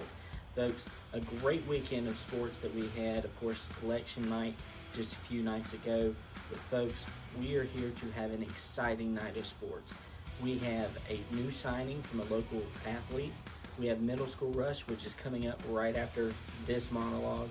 So folks, we can't wait for you to be a part of the Rush. Now let's take it to Middle School Rush a couple weeks ago, where FC Middle School faced the Martinsville Bulldogs at Martinsville. It feels amazing. We knew we'd come out and dominate. Coach was talking about how we'd let everyone play here because we just know how Martinsville plays and how they act. So we're just very happy that we've been successful today. And how was the play calling tonight? I know there was a lot of runs. We've seen more runs in this game than we have. Not many chances taken downfield tonight. But what was the game plan going in tonight against Martinsville? There was really no game plan. We just wanted to win. You know, we knew how they, like I said, we know how they act, how they play. So we were just trying out things. Okay. And what was some of the stuff you saw that worked tonight, and what was some of the stuff you saw that didn't? I saw how the defense was able to dominate those runs and stop them, be in the backfield, charge at them, and the offense being able to block, get their mans, everybody doing the success. However, we have to figure out how to defend the passes more due to that pass being caught into a touchdown. But other than that, I feel we did a great job. It feels amazing. As a team, we did good. Like the way we came together and got these touchdowns is amazing. The way we run the ball, Tasa, he's good. Our team is good, and can't wait for us to see us next year. And yeah. And what's your thoughts about the season so far? I mean, y'all had a fantastic season. What was some of the thoughts going through your head mid-games, and what was some of the game plans going in? We really didn't have a game plan, sir. We really just wanted to win, like Justin said, and we just wanted to get a victory, make our school proud and stuff. And our season has been going great, yeah, but we still have Halifax next week, and we still want to win against them. All right, real quick, what's your thoughts going into tonight's game? I know always good to come out with the victory against a rival. My thoughts are that we did pretty good today. I'm really happy that we won. We scored a lot. We did really great, which I'm proud of. Overall, we just did amazing. I'm very proud of that. What was some of the stuff you saw that worked, and what was some of the stuff you saw that, man, we might need a little bit more work on that? I know definitely on the right side of the offensive line, we need a lot more work on there. The left side, it's pretty good. Play calling, it's all right. Does still pretty good though. All right. Give me your thoughts on tonight's game. How does it feel to come up with the victory tonight against Martinsville? I mean, it's amazing, man. I mean, I'm pretty sure we knew that we was gonna come out here and win, but we really gotta. It was a good game on our defensive perspective, but we really gotta work on some stuff because we was flawing some up. Even though the score was a drastic measure away from each other, we gotta work on some stuff in practice. But I'm feeling today went great. They went great, but we just gotta work on being more focused on the game today. We gotta be on at practice and stuff. All right, man, not the first time we've seen you on TV, man. What a game tonight. What was some of the stuff you saw that worked, and what was some of the stuff you saw you all need to work on before you get Halifax? My line was blocking fast, and I was able to get to the outside, and I was able to use my speed to get to the touchdown. And what was some of the emotions going through your head? Because, I mean, this is always a big game. Rivalry games are always out there. Of course, it's the big three around here. You got Laurel Park FC and Martinsville. Teams still young, both teams still learning. What do you think the opportunity is going into the future, especially when y'all hit that JV level at Bassett and Martinsville? Work harder, work together, build a brotherhood, get stronger, and work on our communication skills and build a brotherhood. And what was some of the stuff y'all got up y'all's sleeve for Halifax, and what's some stuff that y'all are going to work on in practice that you saw that y'all need to work on here tonight? We're going to work on the pass block, running, and communication. We're going to work on all that stuff, work on playing, work on locking in before the game, and all that stuff. All right. And another great season here. It's coming to an end. What are the emotions going through, and how has these kids, improved? And how does it feel for them going to the high school? It's so surreal, honestly. Most of these girls, we've had them for about 3 years now. So to see them actually grow and prosper in every aspect, it's just amazing. I love them, and I think they can tell that. I'm very emotional tonight, so it's just surreal to see them grow up. But I know we poured into them, and that was my job. So now it's time to let them go and be higher, reach the stars. I'm going to piggyback off of that. Mostly they up there, kind of sad because I know their potential, but I also know their potential, so I'm also happy about that. Just hoping the best and wishing the best for our girls. And I'm really excited about the growth that we have seen. We have a very diverse squad. With the squad being so diverse, it is easy to catch the growth. And so from growing academically and also seeing them growing in their confidence here on the squad. And so I just am really impressed at how well they have taken to each other, their sisterhood, their bond. They push each other, and then with the help of us, we kind of help lead and guide them. So definitely very proud of the growth they have had. And working for Martinsville, I've noticed that Martinsville is more than just a school. It's just a family all around. And all the middle school, elementary schools, high schools, they all work together. How does that camaraderie come across with the students and help them grow?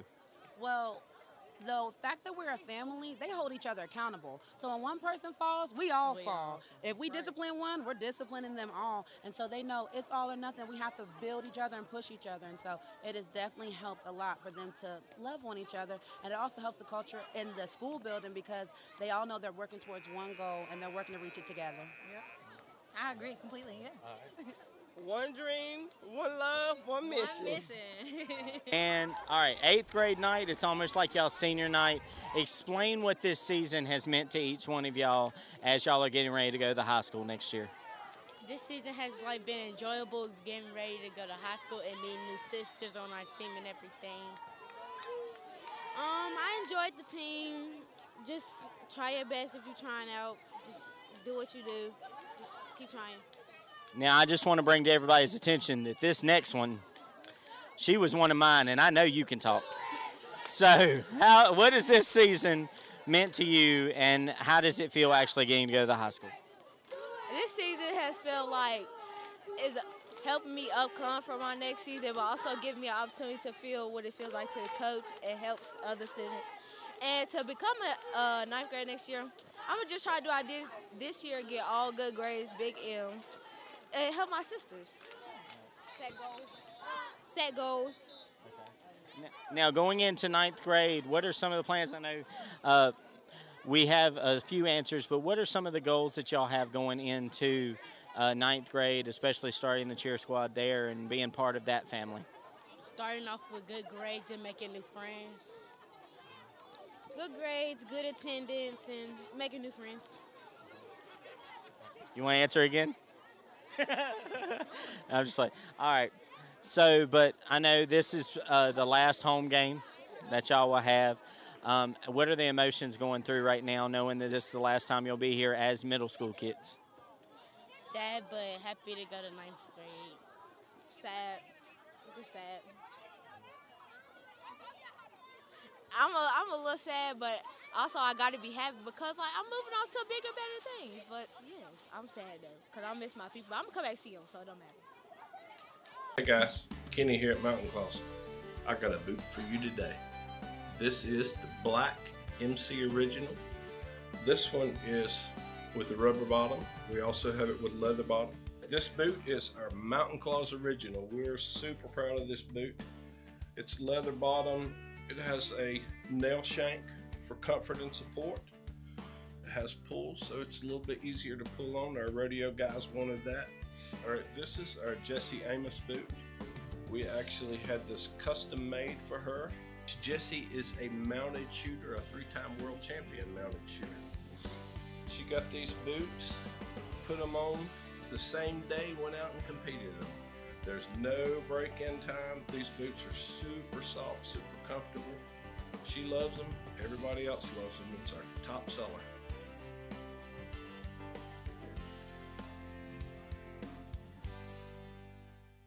Tire during our 50th anniversary sale.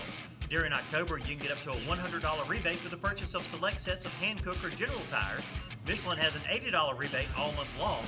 Penn&M Tire has over 2,700 tires in stock, and we can install them today for as low as just $10 down. We offer alignments, oil changes, brakes, and state inspections.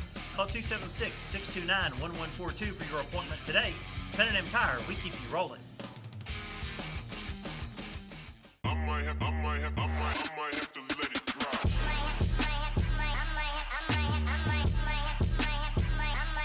let it drop.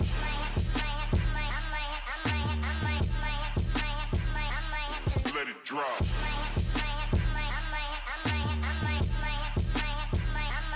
Let it drop.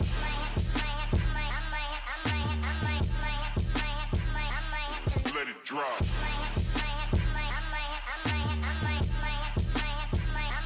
Let it drop.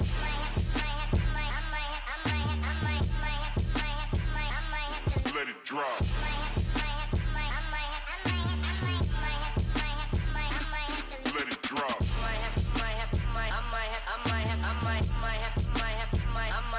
Let it drop.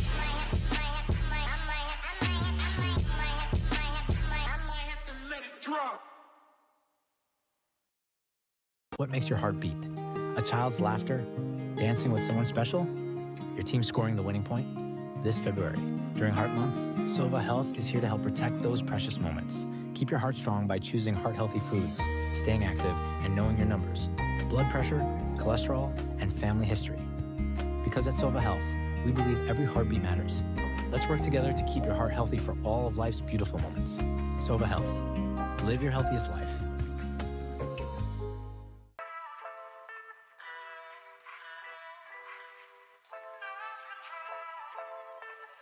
Latana de Leon translates to the lion's den in English. It refers to a place or situation that is dangerous, challenging, or intimidating, much like a lion's lair. The phrase is often used metaphorically to describe confronting difficulties or facing formidable opponents. For example, if someone says, "I'm entering the lion's den," they mean they are about to deal with a challenging situation or confront someone powerful. So it's a vivid expression that captures the idea of facing adversity head on. So right now people can go on to samiamtheonebarber.com. It's a very detailed site, easy for booking. I'm at 62 Fayette Street, Suite 114. Folks, we had an exciting weekend of NASCAR. Of course, NASCAR season wrapping up in Phoenix International Raceway. And folks, that was a fantastic race. Denny Hamlin, and I just cannot say his name enough, did everything right until that last pit stop. He still said that he thought it was the right decision to take 4 tires, but when everybody else takes 2, they just get out of the pits just a little bit quicker. Of course, putting him behind Kyle Larson, and he just could not recover in that green light checkered. But let's see what Kyle Larson had to say, and then we'll take it to Denny Hamlin. But what a race weekend at Phoenix International Raceway. Incredible day, incredible scenes. And the 33-year-old from Elk Grove, California, Kyle Larson, comes to the line and is a 2-time champion. Let's go, team! Let's go!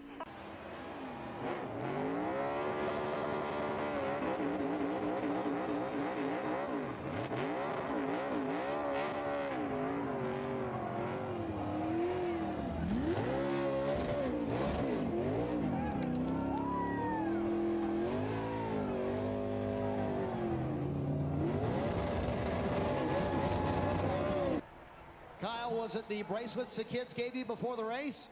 I guess, yeah. We did the best job we could. And, yeah, that's what the bracelet Owen made me. And I can't, honestly, I can't believe it. Like, we didn't lead a lap today and somehow won the championship. So, I mean, it just, 1 second. Yeah, take your time. Got to get a breather after that one. Really, I'm just speechless. I can't believe it. We had an average car at best, and then we had the right front go down, lost a lap, got saved by the caution, did the wave around, and it was really bad that run. And we took 2 tires, and I was like, oh God, here we go. We're gonna go to the back now, and it had a lot more grip than I anticipated. And so we got lucky with that final caution there. I was really hoping that we were going to take 2 again, because I felt like I learned a lot on that restart, bombing 1 and 2 really hard, and thought I could do the same thing if we got another one. So just unbelievable. What a year by this Hendrick Motorsports team. Cliff Daniels, everybody, his leadership, his complete leadership just showed that whole race, and keeping us all motivated, always having a plan, all of that. So that's just story of our season. So again, just unbelievable. I cannot believe it. It feels, this is insane. Kyle Larson joins Jeff Gordon and Jimmy Johnson as the only drivers to win multiple championships for Rick Hendrick, Dave. Denny Hamlin left the car and went over to the pit box and fell into the arms of his crew. Denny, what's going on inside? Yeah, nothing I can do different. I mean, prepared as good as I could coming into the weekend, and my team gave me a fantastic car. Just didn't work out. You know, I was just praying that no caution, and you know, had one there, and what can you do? It's just not meant to be. You ran away from everybody. The car had speed, and then the caution came out. What went through your head? You know, I thought still okay, but you know, we took 4 tires, and I thought that definitely the right call, and just so many cars took 2 there, and obviously put us back. But team did a fantastic job. They prepared a championship car. It just didn't happen. Can you do this again? I'll try. I got a couple more shots at it, but you know, man, if you can't win that one, I don't know which one you can win. Dustin Long, NBC Sports. You got to drive your kids to victory lane. Denny Hamlin was greeted by his daughters in absolute tears. What kind of empathy can you have, or do you have for him? And whenever you talk to him, what do you say to him after today? Yeah, no, I mean, I definitely have a lot of empathy for him, you know, and I said it, I think, in the interview I did on the stage, that, you know, it's great to celebrate and all that, but it does feel a little awkward, you know, because he has put so much time and energy and has been so close to winning so many championships, and this is as close as he's ever been. And, you know, he's a competitor, but he is a friend, you know, and I was going to be happy, for him to win. That's kind of what I was thinking about. Like, man, I can't wait to go tell him good job. And then the caution came out, and it all kind of the script flipped, right there. So, yeah, I haven't seen him. I haven't seen an interview. I haven't seen the moments that I'm sure he had with his family and shared that with his daughters. But sure, I'm happy, but there's definitely a piece of me that is sad for him as well. I'm sure all of us in here, and even the Denny haters, I'm sure, they're probably, there's a spot, where they're sad too. So, but that's competition, that's the format, and it's just weird, so, but yeah, I still hope someday he can get to feel what it's like. I thought I was going to line up on the front row with Ryan, and I was like, okay, this is going to be good. He's going to choose the bottom. I know what to expect in the one with grip. And then when they said, a few of them stayed out, I was like, oh no, this is not good. But I was able to line up behind Alex and just run really hard through 1 and 2 and get the clean air I needed. And I thought my hope was that Denny was not going to get, a great 1 and 2, but I thought, with 4 fresh tires, he might, get through there well, and we might be side by side. I thought that's how it kind of would net out off of 2, and I got a better 1 and 2 than I expected, and then, for a bit, I thought I was going to win, and they were going kind of crazy on the radio, my spotter was, and telling me that the 11 was, kind of jammed up back there, and I was going to be committed to the outside lane. I felt like that was going to be my best opportunity to find clean air and maintain momentum, and I was just kind of trying not to crash there at the end. But I still wanted to win really bad. It's been a while, so I was trying what I could to win the race. But we did what we had to do to win the championship, and just insane circumstances to get us to this point. And congratulations to Kyle Larson for his victory and his championship win. Of course, Ryan Blaney winning the race there, but apparently no one's talking about that. Everybody is talking about Kyle Larson winning his second championship in the NASCAR Cup Series. But folks, keep it right here, because coming up after the break, we're going to take it to Halftime Rush as we take you to the field to witness the Marching Bulldogs give an epic halftime show. So keep it right here on The Rush.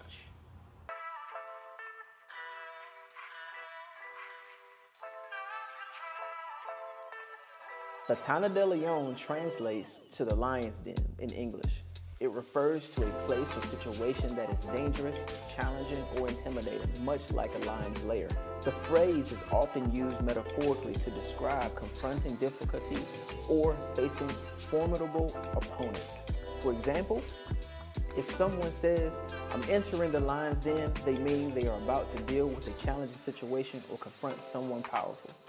So it's a vivid expression that captures the idea of facing adversity head on.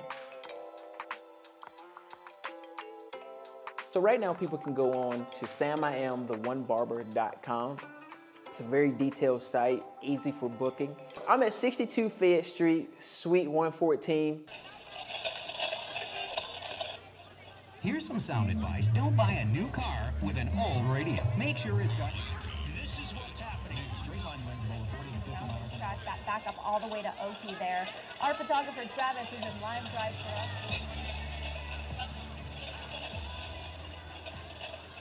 You're listening to MHS Radio, home of the Bulldogs. Next up, the Earth, Wind, and Fire hit, In the Stone.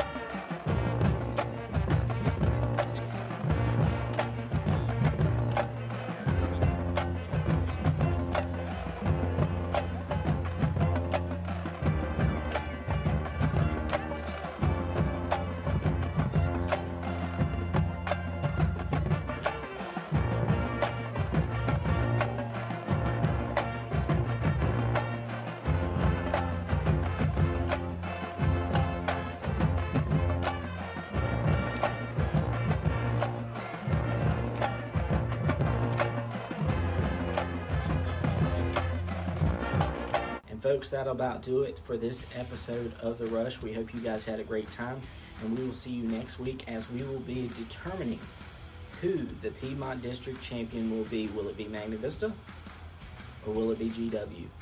It's going to be a great matchup Friday night, of course, this Friday night at GW, and the Friday Night Football with the boys will be in there in living color. But folks, thank you for tuning in, and we will see you Friday night, and we'll see you next Wednesday on The Rush. And good evening, everyone. Welcome once again to Your Body, Your Health. I'm your host, Paul Ashbrook with Ashbrook Audiology and Hearing Aid Center. Thanks for tuning in here to BTW21. We're starting out the whole new year here now, and it's now 2026. Amazing how time flies when you're having so much fun. But we're getting into the new year, so we want to talk about some big things here first to start things off. And let's talk about this big, beautiful thing that's on top of our head called the brain, and what the brain, some of the things the brain does and how it functions and why it's so important for us to take care of things that stimulate and feed our brains, because our brains are really the most important part of our whole body. This is what makes everything happen. So the brain itself is a complex organ that controls thought, memory, emotion, touch, motor skills, vision, breathing, temperature, hunger, every process that regulates our body, the brain is involved with it. Together, the brain and the spinal cord that extends from it make up what's called the central nervous system, or CNS. The brain itself weighs only about 3 pounds. If you were to put that in your hand, that's a very, very light amount. The brain is about 60% fat, surprisingly enough. The remaining 40% is a combination of water, protein, carbohydrates, and salts. The brain itself is not a muscle. It contains blood vessels and nerves, including neurons and things called glial cells. The brain itself generates enough electricity to work to light a 20-watt light bulb. So it's a very low amount of energy that's expelled to make our brain work properly. The brain is divided into a couple of different types of material called gray matter and white matter. The white and gray matter are two different regions of the central nervous system. In the brain itself, gray matter refers to the darker outer portion, while the white matter describes the inner sections underneath. The brain communicates through neurons, which are really, if you kind of think about it, are a load of wires all throughout the brain to connect all the different parts to make it work the way it does. Neurons themselves have lots of different tentacles on them. You can think about it like a sort of like maybe a jellyfish to a degree that has all the different tentacles coming out and can wrap and go to different places and different things. But the neurons itself are what really transmits the electrical impulses throughout the brain.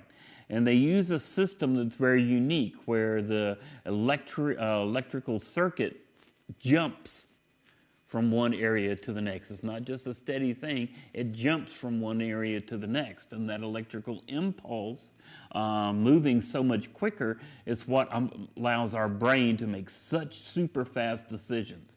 There's no computer on the planet that can do all the things that our brain can do in the way that we do them and in the complex fashion that we put them together.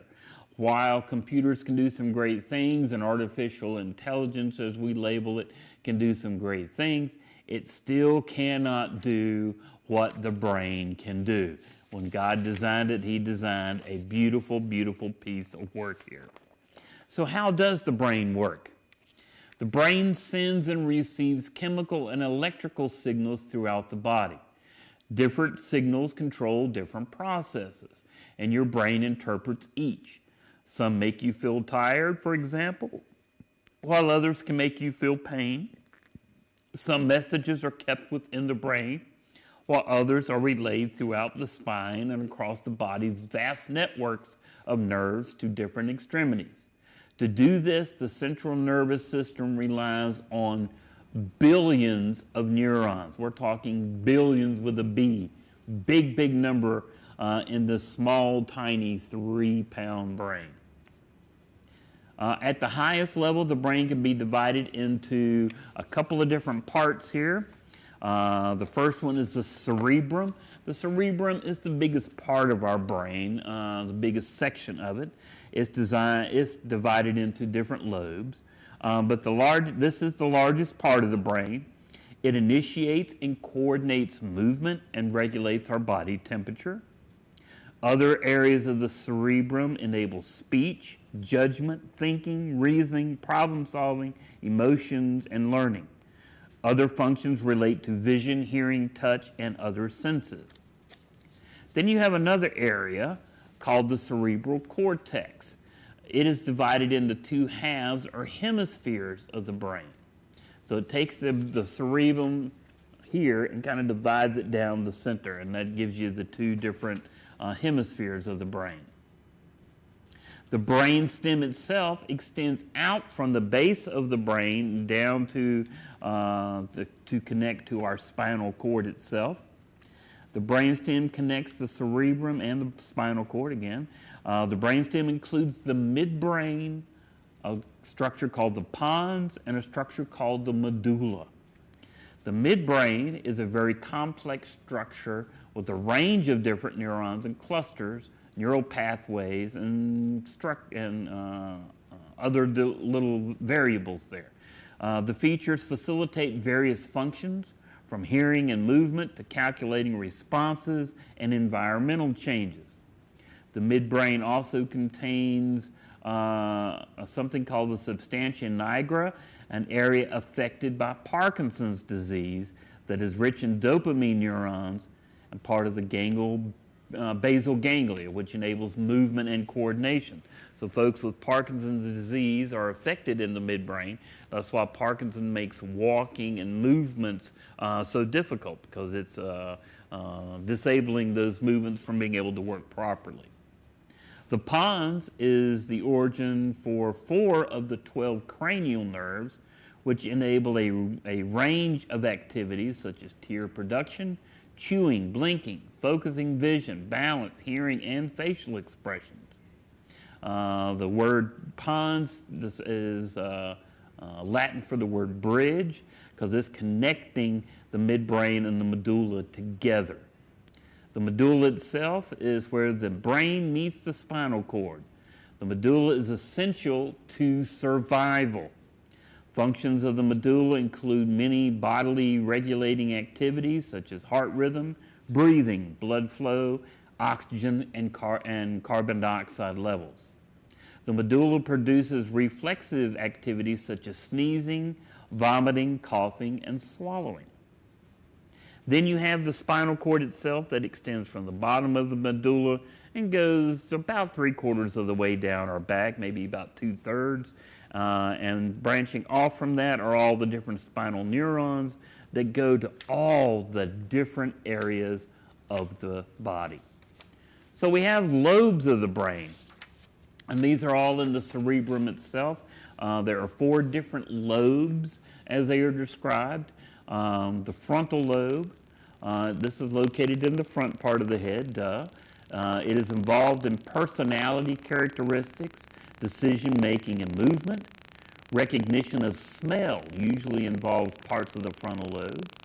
The frontal lobe contains Broca's area, which is associated with speech ability.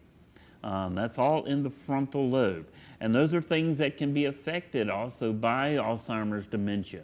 The connections aren't being made well enough in the frontal lobe for our bodies to really do all the decision-making, understanding, memory types of functions that take place there in that part of the lobe. Then you have the parietal lobe. This is sort of the midbrain. It's kind of the mid-top of your head. The parietal lobe helps a person identify objects and understand spatial relationship, where one's body is and compared with objects around us. In other words, we kind of know where our balance is, we know where the table's at, those types of perceptions. It is also involved in interpreting pain and touch in the body. The parietal lobe houses an area that's important to me. It's called Wernicke's area, which helps the brain understand spoken language. As it comes in, these sounds travel to that particular area. Then the back part of our brain is called the occipital lobe. This part is involved pretty much with vision. So all the different vision coordinations that go on kind of tend to go to that particular area. Then you have the temporal lobe, the sides of the brain, right where your temples are, okay? That's why it gets its name. Temporal lobes are involved in short-term memory, speech, musical rhythm, and some degree of smell recognition. But all of these four lobes have to work together properly for your brain to function properly. It's pretty straightforward and how some of these things have to work. But then you have some deeper structures within the brain. One of these is the pituitary gland. You may have heard of that gland before. It is known as the master gland. It is a pea-sized structure found deep in the brain behind the bridge of the nose. And the pituitary gland governs the function of many glands of the body, including our thyroid, adrenals, ovaries, and testes. Some of the other areas of the brain include the hippocampus. This area is on the underside of the temporal lobe. It supports memory, learning, navigation, and perception of space. It receives information from the cerebral cortex and plays a major role in Alzheimer's disease. And that's part of what we're going to be talking about a little bit here in the second half of the program and how that relates to hearing loss and hearing issues. So stay tuned here. We're going to be back here in just a moment, and we're going to talk more about the brain and the effects that Alzheimer's and dementia has on it. So stay tuned. We'll be back here in just a moment. Martinsville and Henry County, do you want to be a trendsetter? Shop local, eat local, spend local, enjoy local. Martinsville and Henry County, it takes you to set a trend. Welcome to Greensboro Dental Associates, your local hometown dental experts. Faithfully serving the Greensboro community since 1970. We offer everything from advanced dental implants and Invisalign to routine hygiene for your whole family. No insurance? No problem. We even offer financing programs to fit your budget and lifestyle. Come see why we have served over 15,000 happy patients and have over 600 five-star reviews. Greensboro Dental Associates, proudly serving our community for over 50 years. Give us a call so we can help you achieve your best smile. When you need help on the road, trust the name that's always there. Harbor Towing and Recovery, located at 6010 Greensboro Road in Ridgeway, Virginia. We're certified, licensed, and insured, ready to serve you any time of day or night. Whether it's tires, brakes, or engine repair, we've got you covered. Call 276-632-2580, and remember, in a roadside emergency, tell the police to call Harbor Towing and Recovery, a name you can trust.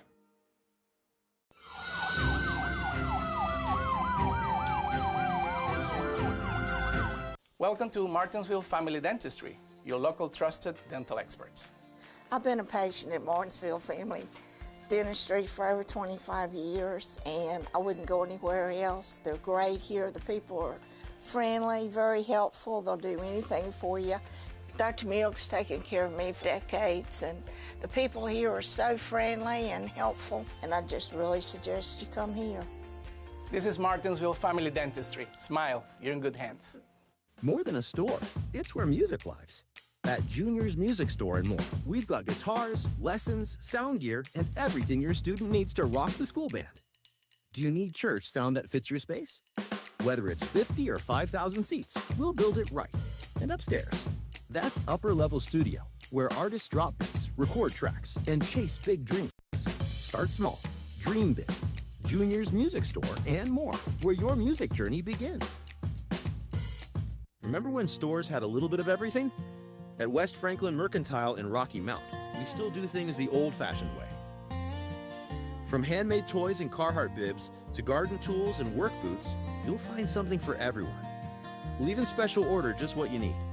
Visit us at 1380 Franklin Street, open Monday through Friday 8 a.m. to 6 p.m. and Saturdays 8 a.m. to 2 p.m. West Franklin Mercantile, where tradition lives on. You already know we double up at Autos by Nelson, and now we're taking it to the next level. You'll still receive double the warranty on all new vehicles, but now we're offering triple the peace of mind. With free towing up to 125 miles and no collision deductible at our body shop for any new or used vehicle. It's just one more way we're tripling up at Autos by Nelson. Do you know her? At Autos by Nelson, we value our customers, so we sat them down to get their double take. She bought a Bronco that was black, and about a month later, she decided she wanted a white one. And she calls me at work, said, guess what I was doing? I said, you probably trading vehicles again, which I was right. We have probably bought 20 to 25 cars by Autos by Nelson in like over 35 years. Together, I know we have. Yes, maybe more. Welcome to Clarence's Steakhouse in the heart of Ridgeway, Virginia. At Clarence's, we're proud to be a family-owned restaurant where every meal feels like home. Whether you're starting your day with a delicious breakfast, enjoying a leisurely lunch, or savoring a mouth-watering dinner, we've got something for everyone. Indulge in our perfectly grilled steaks, fresh seafood, and homemade specialties that keep our customers coming back for more. Plus, our friendly staff is here to make your dining experience unforgettable. Bring your family and friends and discover why Clarence's is the place to be. Join us today for a meal that's made with love. Clarence's Steak and Seafood House, where great food and warm smiles meet. See you soon. And welcome back to the program. The first part of the program tonight, we were talking about the brain. We were kind of breaking it down into some of the component parts of the brain and kind of an overall overview of what the brain can do. But the best way to think about the brain is just like a computer, okay? With any computer, it only works properly if we put the information in properly. Well, the brain itself only works properly if we get the information into it properly. So our senses are very involved with that, our eyes, our ears, touch, smell, all of those things work together in giving our brain an overall picture of what's going on in our world and how to make the proper responses to do that. We were talking just before the break, an area of the brain called the hippocampus, which is a big part of the temporal lobe. And it has to do with memory, learning, navigation, and perception of space. Again, it is a big part of the Alzheimer's disease issue. This is where Alzheimer's tends to damage so much of our brain. And part of that is that memory part of things, especially our short-term memory. And we know that short-term memory goes on many of these folks. The long-term stories, things that they can remember way back from their past, is very easy for them. Those areas of the brain are not necessarily as affected by Alzheimer's as the short-term memory of the brain. That's why many folks with Alzheimer's and dementia have a hard time remembering folks in their world, even their own family and children. Sometimes they don't remember because of the damages that occurred to that short-term memory. But the neurons, the pathways that go along the brain and go throughout the brain and the central nervous system, again, they all communicate very quickly in a very fast, spontaneous way.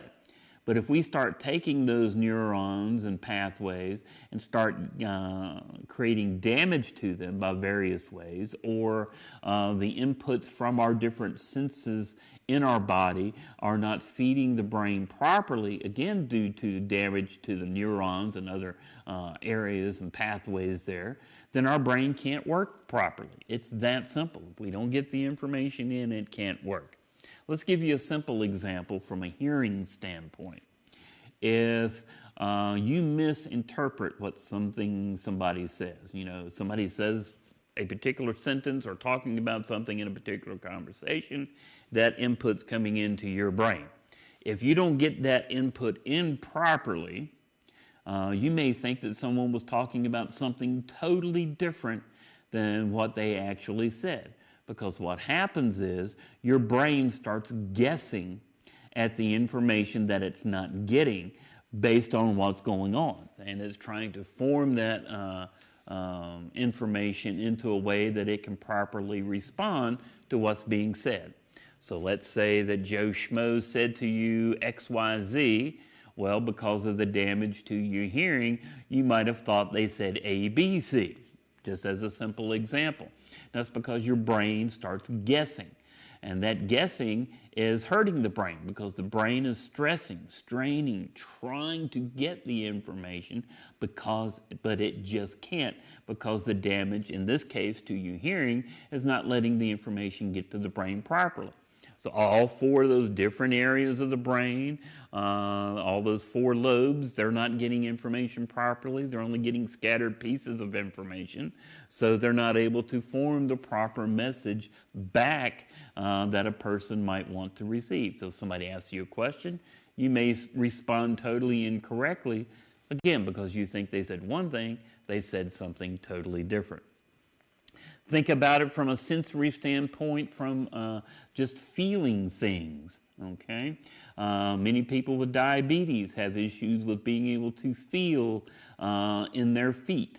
That can cause problems if they get damage to their feet. They can't feel because those neurons, those pathways, are so damaged that they can't send proper signals to the brain to let you know that you may have a cut on your foot or something else that can turn into something much more dangerous for these diabetic folks. The diabetes itself just damages those neurons because of the blood flow that it damages and doesn't allow to get to those things properly. Again, all of that's affecting the brain. So when we're talking about Alzheimer's dementia itself, hearing has a big part of that. Those areas of the hippocampus that are being affected here, it's kind of right in the middle of a junction here, right below the temporal lobe, right behind the temporal lobe, right near where not only broken